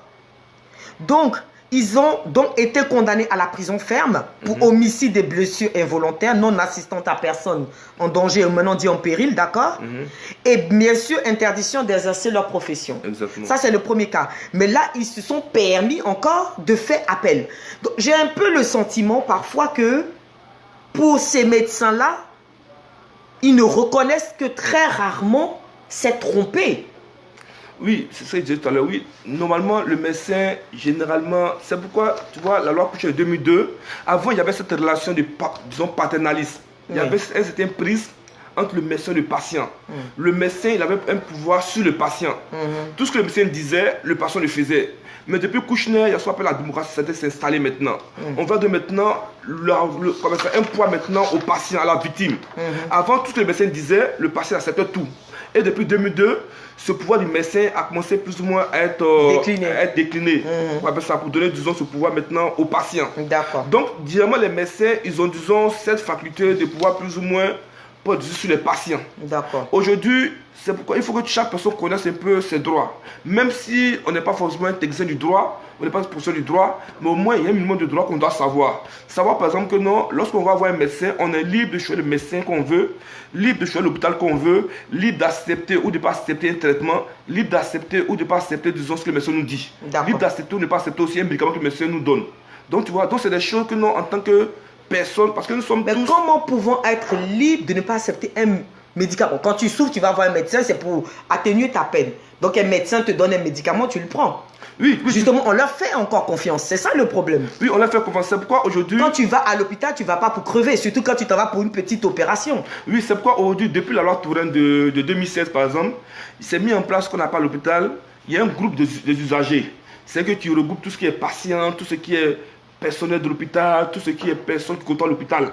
Pour que ces personnes aient des interlocuteurs. Dès lors qu'il y a un problème avec un médecin, avec un hôpital déjà, il peut servir comme des médiateurs entre toi et l'hôpital, entre toi et le médecin, pour pouvoir plus ou moins essayer de régler cette situation-là. Tu vois, donc aujourd'hui, le droit est du côté, disons, des patients. Le droit est du côté, disons, des malades. Mais il faut que ces malades-là, ils arrivent à dire, bah, aujourd'hui, on va sur Internet, par exemple, on peut savoir un peu tel médicament vers tel médicament. Tu as donné un exemple, tu as dit que ta fille, elle est née et que tu as vu que la posologie qui était, disons, prescrite par le médecin n'allait pas forcément avec ta situation en tant que femme, en tant que mère qui allaitait. Effectivement. Donc, quand le médecin a dit que non, il s'est trompé. Il s'est trompé. Donc, c'est des choses comme ça que chacun de nous... Bon, lui, au moins, il a reconnu. Oui. Bon. Mais lorsque le médecin est en face de situation, parce qu'aujourd'hui, les différentes questions qu'il a posées, par exemple, ces femmes-là, mais c'est monsieur qui pose les questions, ils vont chez le médecin. Pourquoi ce l'hôpital ne réagit pas? L'hôpital s'est dit que c'est pas ne cause pas les droits. Dès lors que tu lui as dit que non, je vais contacter un avocat, je vais contacter une association d'aide, voilà. Autrement, ces personnes-là déjà, elles commencent plus ou moins à pouvoir prendre, disons, à pouvoir prendre les précautions. Parce que derrière, le juge ne va pas pardonner. C'est ça. Généralement, lorsqu'on va devant le juge, sur 10 cas, il y a au moins 8 cas où l'hôpital est condamné. Donc, c'est que le droit est du côté, disons, des patients et des usagers. Oui. D'accord, très bien. Ça rassure alors.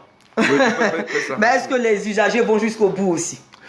Voilà la question. Bon, il faut dire que la procédure est tellement longue, à la fois pour les usagers comme au niveau judiciaire, qui font en sorte que beaucoup se découragent. Parce qu'une personne qui vient devant le conseil, la commission de conciliation d'indemnisation, parce que cette personne-là, elle a pratiquement traversé plus de 1 an, 2 années au niveau physique, au niveau psychologique. C'est pourquoi au niveau de la loi de TIAC, on a fait ce qu'on appelle les préjudices patrimoniaux qui sont les préjudices financiers, et ça, patrimoniaux qui sont les préjudices de désagréments, voilà, c'est ça. Donc, parce que la personne, moralement, physiquement, elle est diminuée. Elle est diminuée. Donc, cette personne a besoin d'être plus ou moins vite soulagée. Au-delà de la procédure, on va vers une procédure qui est une procédure assez rapide pour permettre aux personnes d'être indemnisées au plus vite. Très bien. Les 2 cas que je vais lire sont un peu dans le même ordre d'idée. Tu vois qu'on a fait déjà 1h08. Hein. Oui. Voilà, donc il nous reste encore très peu de temps. Il y a l'histoire de ce jeune homme qui m'a vraiment attristé. Il part à l'hôpital pour une petite opération bénigne, une fois de plus. Et donc, on oublie un tuyau dans son ventre. Il avait 17 ans. D'accord. Donc, on a refermé. Mais il souffre de douleurs, mais atroces. Atroces. Mais bien sûr, il y a un moment quand tu souffres et que, bien sûr, beaucoup de médecins ne font pas ce qu'il faut. Ils estiment que souvent, tu es un affabulateur. Donc, il ne pouvait plus travailler. Il souffrait de façon atroce. Il a fallu un autre médecin. D'accord. Pour faire encore des analyses approfondies. Oui. Et de reconnaître qu'effectivement, on avait oublié 7 ans auparavant un tuyau dans son ventre. Mais un tuyau de 12 cm. Mais sérieusement, un tuyau de 12 cm. Et bien sûr, procédure sur procédure, le médecin, bon, à l'époque, n'est plus là. Enfin, alors, il demande, on engage la responsabilité. Le médecin n'est plus là. Il n'est plus dans l'hôpital. Oui. On engage la responsabilité de qui? De l'hôpital, mais le médecin n'y travaille plus. Donc, qu'est-ce qu'il faut faire? Bon, heureusement que tu as dit que ça fait 7 ans. Oui, 7 ans. Donc, il faut dire que... Il lui reste très peu de temps. La prescription, elle court toujours. Oui. C'est-à-dire que normalement, c'est 10 ans comme prescription au niveau médical. Donc, là, pratiquement, nous sommes à 7 ans. Donc, il peut toujours garder la responsabilité, disons, de l'hôpital surtout. Mais l'hôpital qui a engagé le médecin. Ça, c'est au niveau de l'indemnisation. Oui. Maintenant, il faut se mettre la responsabilité. Il faut voir, mais c'est pourquoi il faut qu'il démontre... Toujours, faut-il demander le dossier médical. Parce que tout se fait à partir du dossier médical qu'on a. Et pour savoir un peu qu'est-ce qui s'est réellement passé, lorsque le médecin était en train de pratiquer cette opération chirurgicale. Moi, il y a un cas que j'ai traité au niveau du cabinet où j'étais, cabinet d'avocat où j'étais. Il y a un enfant qui a subi une opération au niveau du cœur et il y a pratiquement 12 cm, pratiquement 12 cm, qui n'a pas été fermé. Aïe. Les médecins disent qu'ils n'ont pas pu fermer, disons, cette partie du cœur. Et lorsque l'enfant est pas dans notre hôpital, on dit qu'il y a des infections et l'enfant est décédé après. Donc, tu vois, donc c'est que il faudrait que non, au niveau des personnes... Mais est-ce que les médecins ne vont pas dire, comme ce qu'on a dit au départ, qu'ils ont tout fait pour sauver l'enfant, mais il y a des erreurs qui arrivent? Oui, si. Mais c'est pourquoi, lorsque on pense qu'on appelle l'expert, lorsque l'expert arrive, l'expert médical arrive, il vient pour voir est-ce que le médecin, est-ce qu'il a fait seulement la bonne pratique? Est-ce que le chirurgien, il a agi selon les règles qui ont été établies en tant que chirurgien? C'est pourquoi on fait tout ce qui est expertise. L'expertise, pas seulement au niveau de dossier, c'est aussi au niveau clinique. Et au niveau aussi de la manière de travailler. Est-ce qu'il a fait les bonnes pratiques? Est-ce qu'il a mis la pince à 20 mètres? Est-ce qu'il a mis, quoi appelle ça? Il a mis le coude? Est-ce qu'il a fallu coudre? Donc, tous ces aspects qu'on voit pour voir si ou non le médecin est plus ou moins a plus ou moins travaillé comme il fallait. Et même si le médecin c'est quelqu'un, même s'il est, il dit pas qu'il est partisan, mais il dit pas qu'il soit partial, mais il a encore un recours au niveau du juge judiciaire qui peut dédier son appel. Il y a un collège d'experts qui sont pratiquement là tous les 2 ans que le juge choisit pour pouvoir plus ou moins demander une expertise judiciaire. Lorsque le juge n'est pas convaincu que cette expertise a été faite, disons, dans l'impartialité, il peut demander une autre expertise encore judiciaire. Donc on passe d'expertise en expertise. Et donc on peut prendre 10 ans. Effectivement, c'est ce qu'on appelle, en droit, on appelle ça le principe du contradictoire. Du contradictoire, oui. On voit un peu, est-ce que tous les éléments qu'ils ont mis, est-ce que c'est vraiment impartial ou pas? D'accord. Mais en fait, quand j'écoute tout ce que tu dis, et je vais te donner le dernier cas, hein, d'accord? Avant de te poser donc une question. Sauf si il y a quelqu'un qui aimerait donc intervenir peut-être en direct pour parler de son cas. Là, on a donné à peu près l'essentiel parce que ce volet, bon, on en parlera un peu. Il y a Vanessa qui dit « Mon frère devait être opéré d'une hernie. » également programmé. À notre surprise, mon frère a mal supporté l'anesthésie et est décédé des suites d'un coma. D'accord. Après des pressions sur l'hôpital, l'anesthésiste a reconnu n'avoir pas fait les examens préliminaires nécessaires, d'où les conséquences. L'anesthésiste a été sanctionné, mais nous attendons toujours la suite de l'hôpital qui est complètement hermétique à tous nos courriers. Bon, là si elle était en face de moi, j'allais poser peut-être 2-3 questions déjà pour savoir un peu. Est-ce que la sanction de l'anesthésiste, quelle sanction il a eu d'abord? Il a été renvoyé. Il a été renvoyé? Ok. Maintenant, est-ce qu'au niveau de sa responsabilité, est-ce que c'était un truc écrit ou pas écrit? C'est déjà ça aussi? Non, ça je peux pas. Effectivement. Mais dans ce cas de la dame dont tu parles, Vanessa. Vanessa, oui. Oui, cette dame, automatiquement, parce qu'il travaille au sein de l'hôpital. Oui. Donc l'hôpital elle est sous la responsabilité de l'hôpital. Donc ça aide les poursuites maintenant contre l'hôpital. Donc elle doit engager les poursuites. Oui. Mais là, elle dit qu'ils ont écrit. À l'hôpital qui ne répond pas. Maintenant, ce qu'elle peut faire maintenant, c'est de contacter maintenant.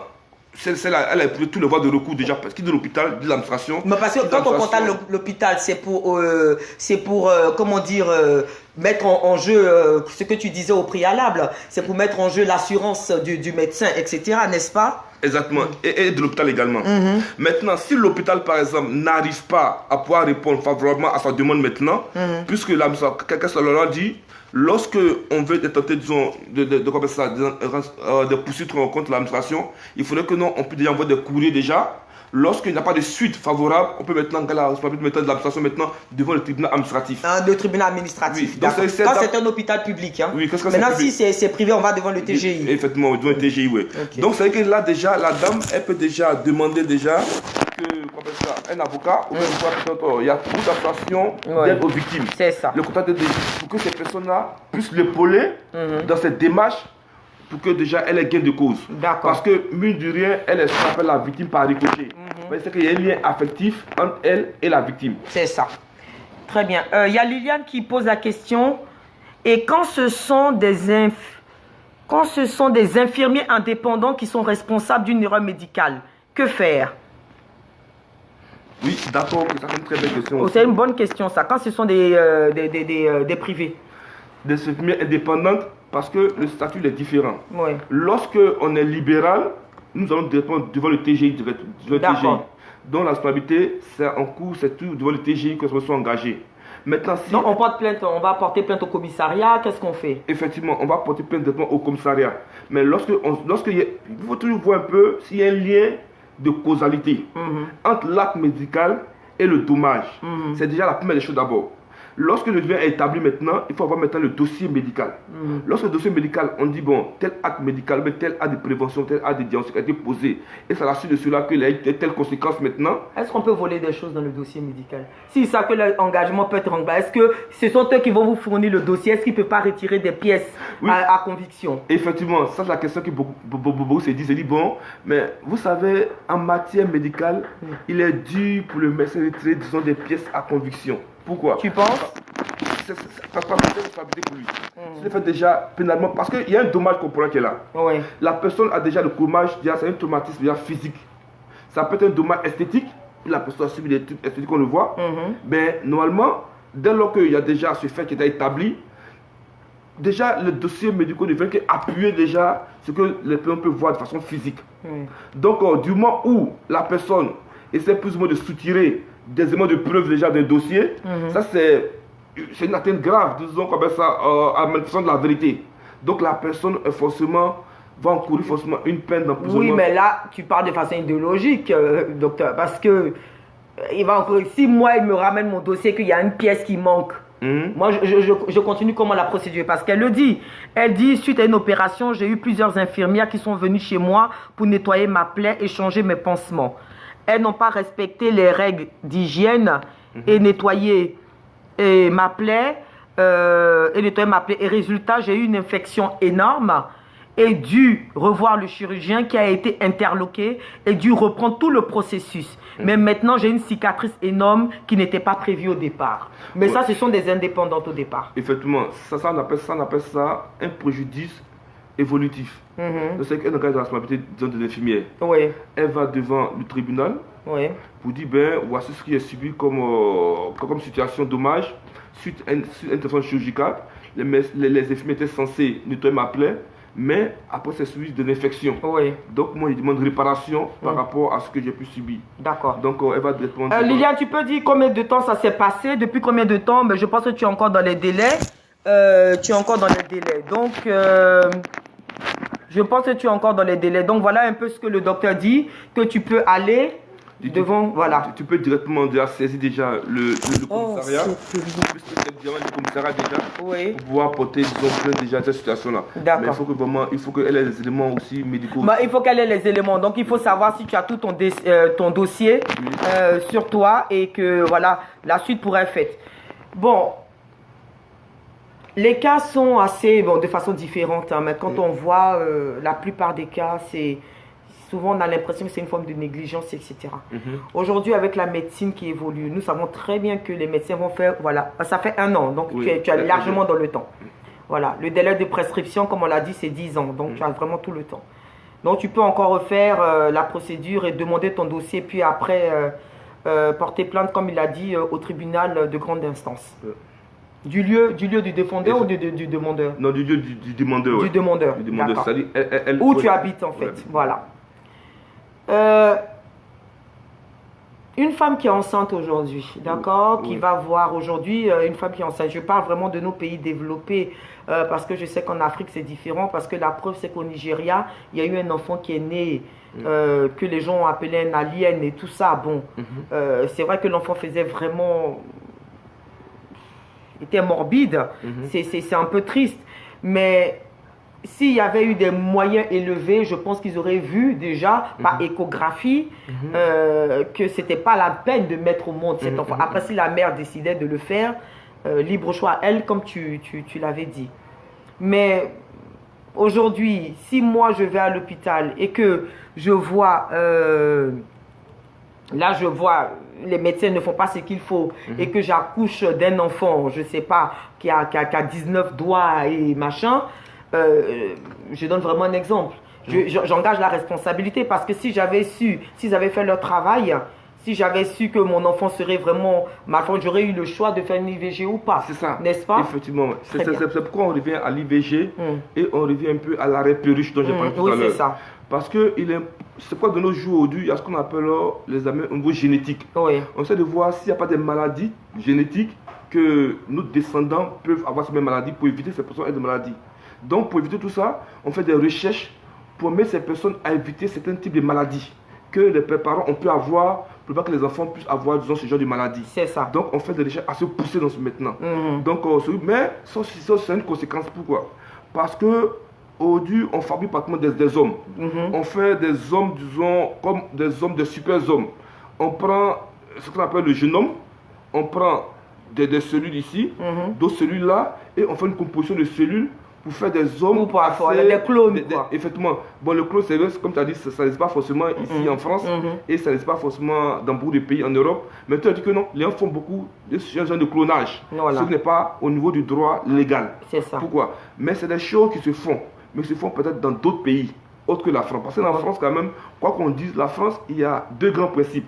Il y a le principe de la liberté et le principe de la dignité de la personne. Voilà. Et ces principes sont vraiment des principes vraiment assez, comme ça, assez fondamentaux au niveau de la Constitution de la France. D'accord. Il nous reste quoi, 9 minutes, donc une dizaine de minutes. Aujourd'hui, les médecins disent que quand les patients arrivent, en fait, les patients sont devenus des médecins. Puisqu'aujourd'hui, on a l'Internet. Donc, le patient arrive, il dit, moi, je veux, bon, j'ai mal au ventre, donc je veux ça, je veux ça, je veux ça, je veux ça, je veux ça, je veux ça, je veux ça. Bon, ils font leur propre liste, hein, d'accord, très bien.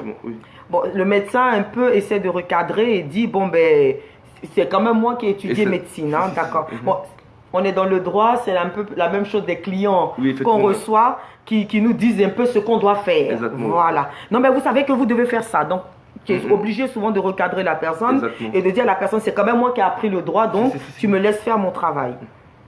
Mais ce qui se passe aujourd'hui, il y a un autre phénomène. On va entamer légèrement, parce que comme c'est la dernière juridique sur Ojad, peut-être qu'on reprendra ce volet-là. Aujourd'hui, il y a un autre phénomène qui va se passer. Il y a Internet, il y a la digitalisation ou numérisation comme on parle. Et donc, on peut avoir accès aux médicaments, enfin, à beaucoup de médicaments très très facilement. Il y a eu ce cas sordide aux États-Unis où des jeunes filles avaient pris des pilules amaigrissantes. Elles ont pris des pilules amaigrissantes et il s'est trouvé que pour une fois, elles avaient vraiment maigri. Donc, ça marchait. Donc, elles étaient très heureuses. Donc, elles ont filé ça à tout le monde. Et après, il y a eu une épidémie. Elles ont toutes commencé à vomir du sang et tout ça. Finalement, elles sont arrivées à l'hôpital. Il y a eu... beaucoup sont décédés, malheureusement. Le temps que les médecins se rendent compte que il y avait quelque chose en commun. Donc, la fameuse gélule qu'ils ont analysée. Et le laboratoire pharmaceutique donc, avait utilisé ce qu'on appelle de la L-thyroxine pour les personnes qui sont hyperthyroïdies. Donc, c'est-à-dire que l'hyperthyroïdie va te créer des accélérations cardiaques, donc tu transpires, donc tu maigris. Donc, quand tu veux, par exemple, si ton corps peut prendre 2000 calories, toi, tu en sécrètes en fait 7000. Donc, tu ne peux pas grossir. Donc, ça te donne des arrêts cardiaques. Et bien sûr, ils avaient mis à l'intérieur des substances de ce qu'on appelle le ver solitaire, c'est-à-dire le ténia. Donc, en fait, les personnes maigrissaient, non pas parce qu'à cause des pilules, mais parce que ça créait un ver dans le ventre. Voilà. Donc, à partir du moment où tu peux aller sur Internet, à partir du moment où tu peux aller sur Internet et que tu peux prendre des médicaments nécessaires, d'accord? Ou tu n'as pas besoin même d'aller voir un médecin. Demain, si quelque chose t'arrive, cet effet d'automédication, quelles sont les conséquences? Est-ce que le droit a commencé déjà à en débattre? Et les conséquences sur la médecine et pour les patients? Et est-ce qu'on peut engager la responsabilité de quelqu'un, du laboratoire pharmaceutique qui a créé le médicament, ou le patient, ben, effectivement, il est libre, donc il est mort, donc tant pis pour lui. Ben, ça sera quasiment la dernière question. Merci. Ben, il faut dire qu'au niveau du droit français, il y a quelque temps déjà, il y avait disons, ce projet de pouvoir plus ou moins vendre des médicaments qui ne sont pas sous prescription médicale dans certains endroits tels que les grands surfaces, tout ça, pour permettre cette accessibilité à toutes les personnes. Par du paracétamol, des médicaments qui sont sans prescription médicale. Mais de nos jours, lorsqu'on fait un peu un constat, les enquêtes nous disent qu'il y a tellement de médicaments qu'on vend sur Internet, à tel point que plus de 70% sont de faux médicaments sur Internet qu'on vend. Mais au niveau du droit, la stabilité on appelle ça justement le producteur du médicament, sa stabilité est engagée lorsque lui-même, parce qu'il faut voir matin les médicaments, il y a ce qu'on appelle les médicaments falsifiés, il y a ce qu'on appelle le médicament frauduleux. Il y a ce qu'on appelle le médicament aussi dont les données ne sont pas désormais vraies. Mais c'est un médicament, c'est un nom d'emprunt que certaines personnes, ne sont pas forcément des fabricants même, puissent prendre pour vendre ça sur Internet. Parce que Internet, c'est encore plus moins cher. Donc le fabricant lui-même, ça ne n'est pas forcément engagé du moins où ce n'est pas lui-même qui met sur Internet pour vendre. Parce que il prend les non, mais si j'ai acheté le médicament sur Amazon. Oui, mais je donne vraiment un exemple. Mais il y a des sites qui se disent des laboratoires pharmaceutiques. France, moi, ici en France, est-ce que les médicaments se vendent sur Internet qui sont les laboratoires français? Je ne le pense pas. Non, ce ne sont pas des laboratoires français. C'est qu'on n'a pas encore été mise en... Parce que non, la France, à ce qui est, mais la France, en tout cas, elle met l'accent sur la sécurité, en tout cas, des citoyens, surtout en matière de médicaments. Parce que, surtout dans les pays sous-développés, beaucoup de pays sous-développés, il y a ce qu'on appelle la poubelle un peu des grandes industries pharmaceutiques. Ouais, ils vont voir des médicaments falsifiés. Et les vaccins? Effectivement. Mais aujourd'hui, les vaccins, j'ai parlé il n'y a pas longtemps à une dame qui est médecin et épidémiologue ici, au niveau de l'ARS, qui a besoin de la santé. On en parlait. Papa a composé des vaccins qui sont un peu composés par rapport à ce qu'on appelle de l'aluminium. Avant, c'est du phosphate, mais c'est même de l'aluminium maintenant. Aujourd'hui, beaucoup de personnes refusent de se faire vacciner. Pourquoi? Pour celui qui a des conséquences graves après la vaccination. Mais bien sûr, parce que ça a donné des conséquences. Exactement. Donc, c'est vrai qu'au niveau de la composition du médicament maintenant, il y a ce qu'on appelle l'agent du médicament en France ici, qui essaie plus ou moins d'être assez attentif, assez attentif sur ce genre de sujet-là. Je vais donner un exemple simple avant qu'on le termine. Oui. Pour qu'un médicament soit sur le marché, ça se fait selon le protocole. C'est ce qu'on appelle l'AMM, qui est l'autorisation de mise sur le marché. Mais il y a des fabricants, pas français forcément, mais au niveau international, qui contournent, disons, ces données-là.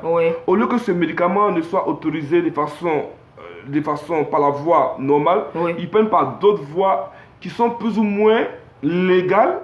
Mais ça, à du médicament, par exemple, lorsque tu es un fabricant peut-être qui est peut-être en Inde et qui signe un contrat avec peut-être un fabricant de médicaments ici en France, par exemple, du moment où le fabricant de médicaments il est européen, il a possibilité de vendre un médicament indien ici en France parce que lui, en tant que fabricant européen, il a cette facture de pouvoir vendre sur le marché européen. D'accord. Donc le médicament n'est pas forcément un médicament qui repose sur une norme européenne. D'accord. Mais du moment où il est en contact d'affaires, avec un pharmacien et un producteur européen, il peut vendre ce médicament. Donc c'est tous ces aspects-là que non, au lieu le droit français, plus ou moins de pouvoir essayer de quadriller, de canaliser ces choses-là pour pas qu'il y ait déviation. C'est pourquoi aujourd'hui on passe à infection iatrogène.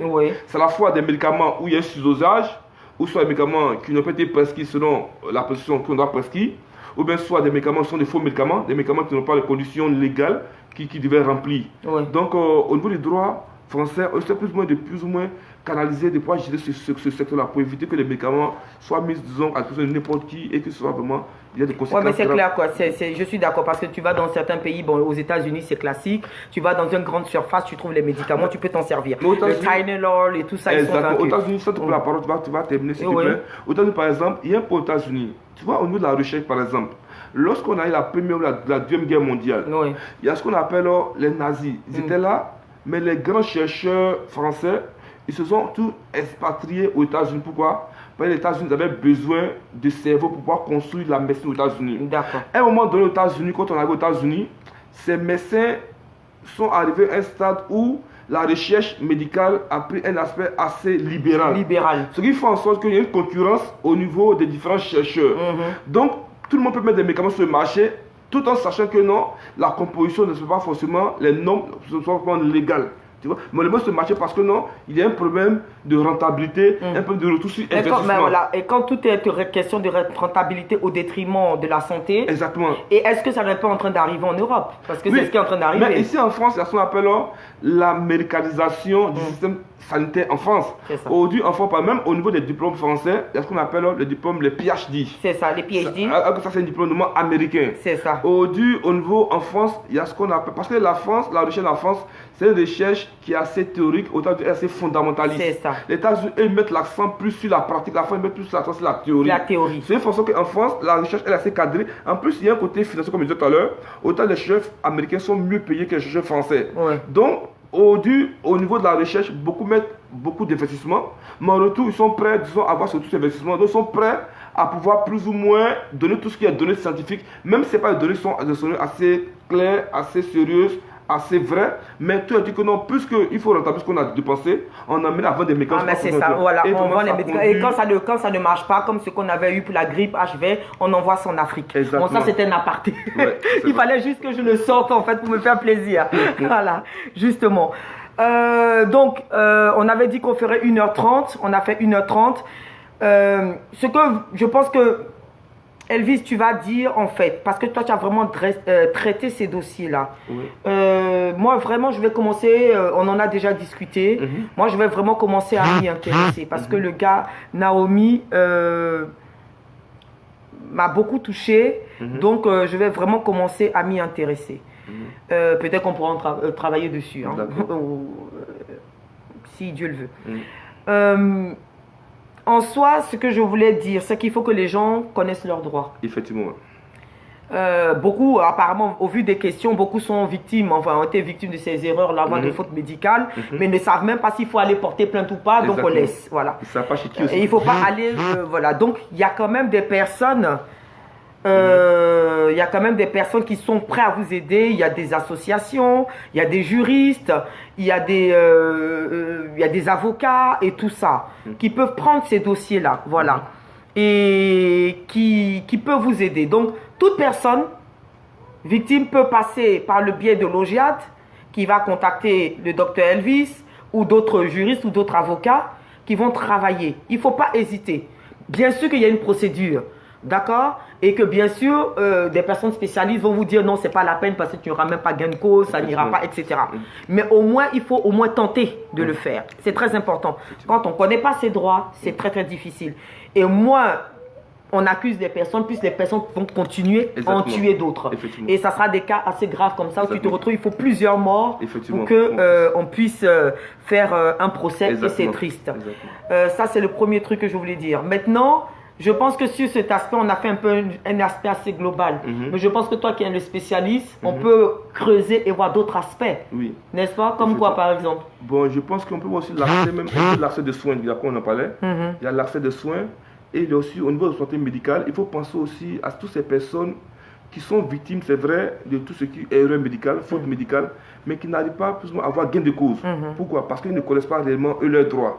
Donc il est important, comme tu as dit, de trouver vraiment des associations comme l'OJAT par exemple, qui est là, qui est, disons, comme ça, un docteur assez sérieux, qui peut plus ou moins essayer de relayer l'information et puis donner toutes les informations qu'il faut. Parce qu'aujourd'hui, lorsqu'on a fait ce débat de département 1h30, on a vu comme s'il y avait des cas, et c'est des cas que on a connaissance, mais il y a des cas qu'on n'a pas connaissance. Il y a des cas dont on n'a pas connaissance, effectivement. Qui sont victimes même des victimes qui ont un taux vraiment de gravité assez important, mais qui ne connaissent pas qui ne savent pas quoi faire. Par exemple, pour être pris en charge peut-être par l'ONIA, par exemple, il faut avoir, disons, un taux de capacité d'autour de plus de 24%. C'est ça. Au niveau permanent. C'est ça. Et au niveau aussi de ce qu'on appelle... Ah oui, effectivement, on avait oublié de dire ça, c'est-à-dire, pour que ton préjudice soit considéré comme grave, il faut un taux de capacité permanente de 24%, une incapacité temporaire de travail d'au moins 6 mois consécutifs. Sur 12 mois. Sur 12 mois. Effectivement. Et une incapacité temporaire de travail au total de 6 sur une période de 12 mois. 12 mois et là, on prend ton dossier en charge. Exactement. C'est que ces conditions qui rentrent carrément dans ce qu'on appelle la solidarité nationale. C'est ça. Donc, ce n'est plus l'assureur privé, c'est plutôt l'assureur de l'État. De l'État qui va te prendre en charge. C'est l'Office d'indemnisation nationale des victimes d'accidents médicaux. Donc, normalement... On a vu quand même des personnes qui ont eu... on a vu quand même des personnes qui sont partis se faire indemniser après un décès, parce qu'il y a le cas d'une femme. Bon, là, on va passer parce que plus je parle, plus ça me revient en tête. Sa fille avait été victime vous savez, les enfants sont très très vilains dans les cours d'école et avait agressé la petite. Il y avait ce jeu de foulard, donc l'avait étranglée. Donc la petite était rentrée, elle avait commencé à convulser.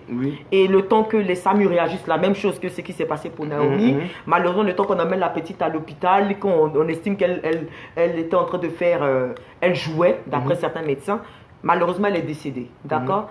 Après 8 ans de procédure, les parents, indemnisation, ok, au total, je te le certifie, j'ai halluciné, 7 840 €. J'en étais choquée.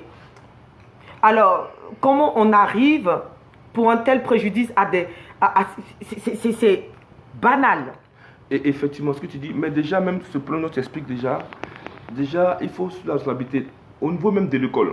Le fait que l'enfant soit dans l'école, déjà, au niveau civil, déjà, il faut dire que l'école est déjà responsable de ses enfants. Il y a ce qu'on appelle, il faut que l'école déjà sache une chose.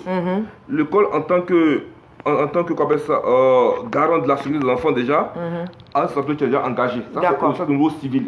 Maintenant, alors même au niveau médical, toujours qui est toujours au niveau civil, bien sûr, les 7 000 et quelques euros, il faut dire, comment est-ce que l'expertise a été faite? Bon, là, je n'ai pas trop le truc devant moi, moi j'allais vraiment, mais s'il y a une prochaine, je vais vraiment donner le détail. Mais est-ce que c'était fait en fonction d'un préjudice, un forfait? Parce que pour en faire l'indemnisation est faite pour remettre la victime dans la position qu'elle avait avant le dommage. Non, mais c'est pas possible, la personne est morte. Oui, effectivement, mais généralement, l'indemnisation, c'est lorsqu'on remet la personne qu'elle avait avant le dommage. Maintenant, les parents qui sont les victimes par ricochet, par cette situation-là, eux, normalement, ils peuvent refuser l'offre.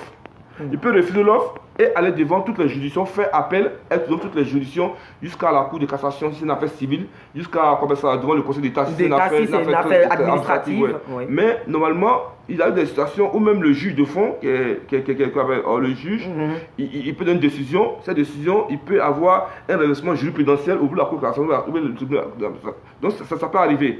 Donc il ne faut pas que les parents, dès qu'on te pose un montant qui sait que ce montant n'est pas un montant adéquat ou bien un montant qu'ils approuvent, ils peuvent toujours refuser ce montant-là et maintenant essayer de faire appel jusqu'à ce qu'ils aient gain de cause. C'est long et c'est épuisant. Oui, c'est ça, c'est épuisant, c'est long et c'est ça le problème. Vraiment, sur 100 dossiers, combien est-ce qu'ils vont jusqu'au bout? Bon, il faut dire que là, plantement, on n'a pas d'estimation claire du pourcentage de personnes qui vont jusqu'au bout. Mais tu dis que non, que tout ce qu'on reçoit peut-être au cabinet, par exemple, ces personnes-là sont un peu qui arrivent, comme tout à l'heure, qui arrivent assez démoralisées physiquement comme moralement. Ces personnes sont vraiment dénues de tout parce qu'elles ne travaillent plus. Elles sont pratiquement assez précaires. Donc, généralement, elles veulent que l'indemnisation aille au plus vite pour qu'elles puissent s'en sortir. Mais il faut dire que c'est assez pénible pour ces personnes. Et on essaie plus ou moins de faire en sorte que ça puisse aller un peu rapidement. Comme l'administration est lente et elle peut la poursuite qu'elle peut faire. Donc vraiment, on essaie de voir un peu pour que les choses puissent avancer. D'accord. Donc il faut être très patient. Oui. Ça peut aller vite comme me tarder. Mais ce qui est sûr, quand vous avez subi un préjudice, il faut comprendre que vous avez les droits en tant que victime de votre côté. Effectivement. Et il faut agir en justice. Vous avez qualité à agir en justice. Vous avez Esther en justice. Exactement. Donc il faut le faire. Exactement. Il faut se servir de vos droits, c'est très important. Exactement. Le droit peut être aussi de votre côté. Exactement. Voilà aujourd'hui ce que nous pouvions dire sur ce premier volet de la responsabilité médicale. Il est certain que sous l'aval et le consentement de OJAD, pour la rentrée, nous allons essayer de faire un autre avec le docteur Adou, de savoir sur ton sujet de l'accès aux soins. L'accès aux soins pour les personnes en situation de se traiter, c'est très important. Docteur Adou, on dit que beaucoup écrivent, merci au docteur Adou, à l'Amazon Babli. Docteur Adou, il faut que tu rentres au bled. Il faut réorganiser le milieu médical. Ça fait au moins 3 personnes qui disent ça. D'accord? Le pays a besoin de toi, etc., etc. Donc, il faut que tu rentres au bled. Je crois que, voilà, c'est vrai que ce que nous avons dit aujourd'hui concerne beaucoup plus la France. Peut-être la prochaine fois, on essaiera de voir, en fait, en fonction d'autres pays, comment ça se passe en Afrique.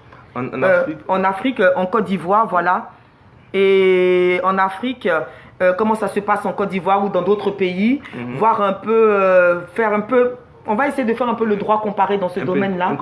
Une comparaison dans différents pays, on va essayer de faire ça et puis on va parler de ce sujet. Mais en tout cas, moi personnellement, je vous remercie. Je vous souhaite d'excellentes vacances et j'espère qu'on se retrouvera bientôt et que vous avez apprécié ce sujet-là et qu'on peut toujours en débattre dans un temps futur. Très proche. Merci beaucoup Elvis. Merci beaucoup. Moi j'ai été vraiment éclairé. Je suis contente et ramenez-nous tous les dossiers. On va s'en occuper. Tous les dossiers. Voilà. Je vous remercie beaucoup et que Dieu veille sur vous. À très bientôt. Au revoir. Au revoir à tous.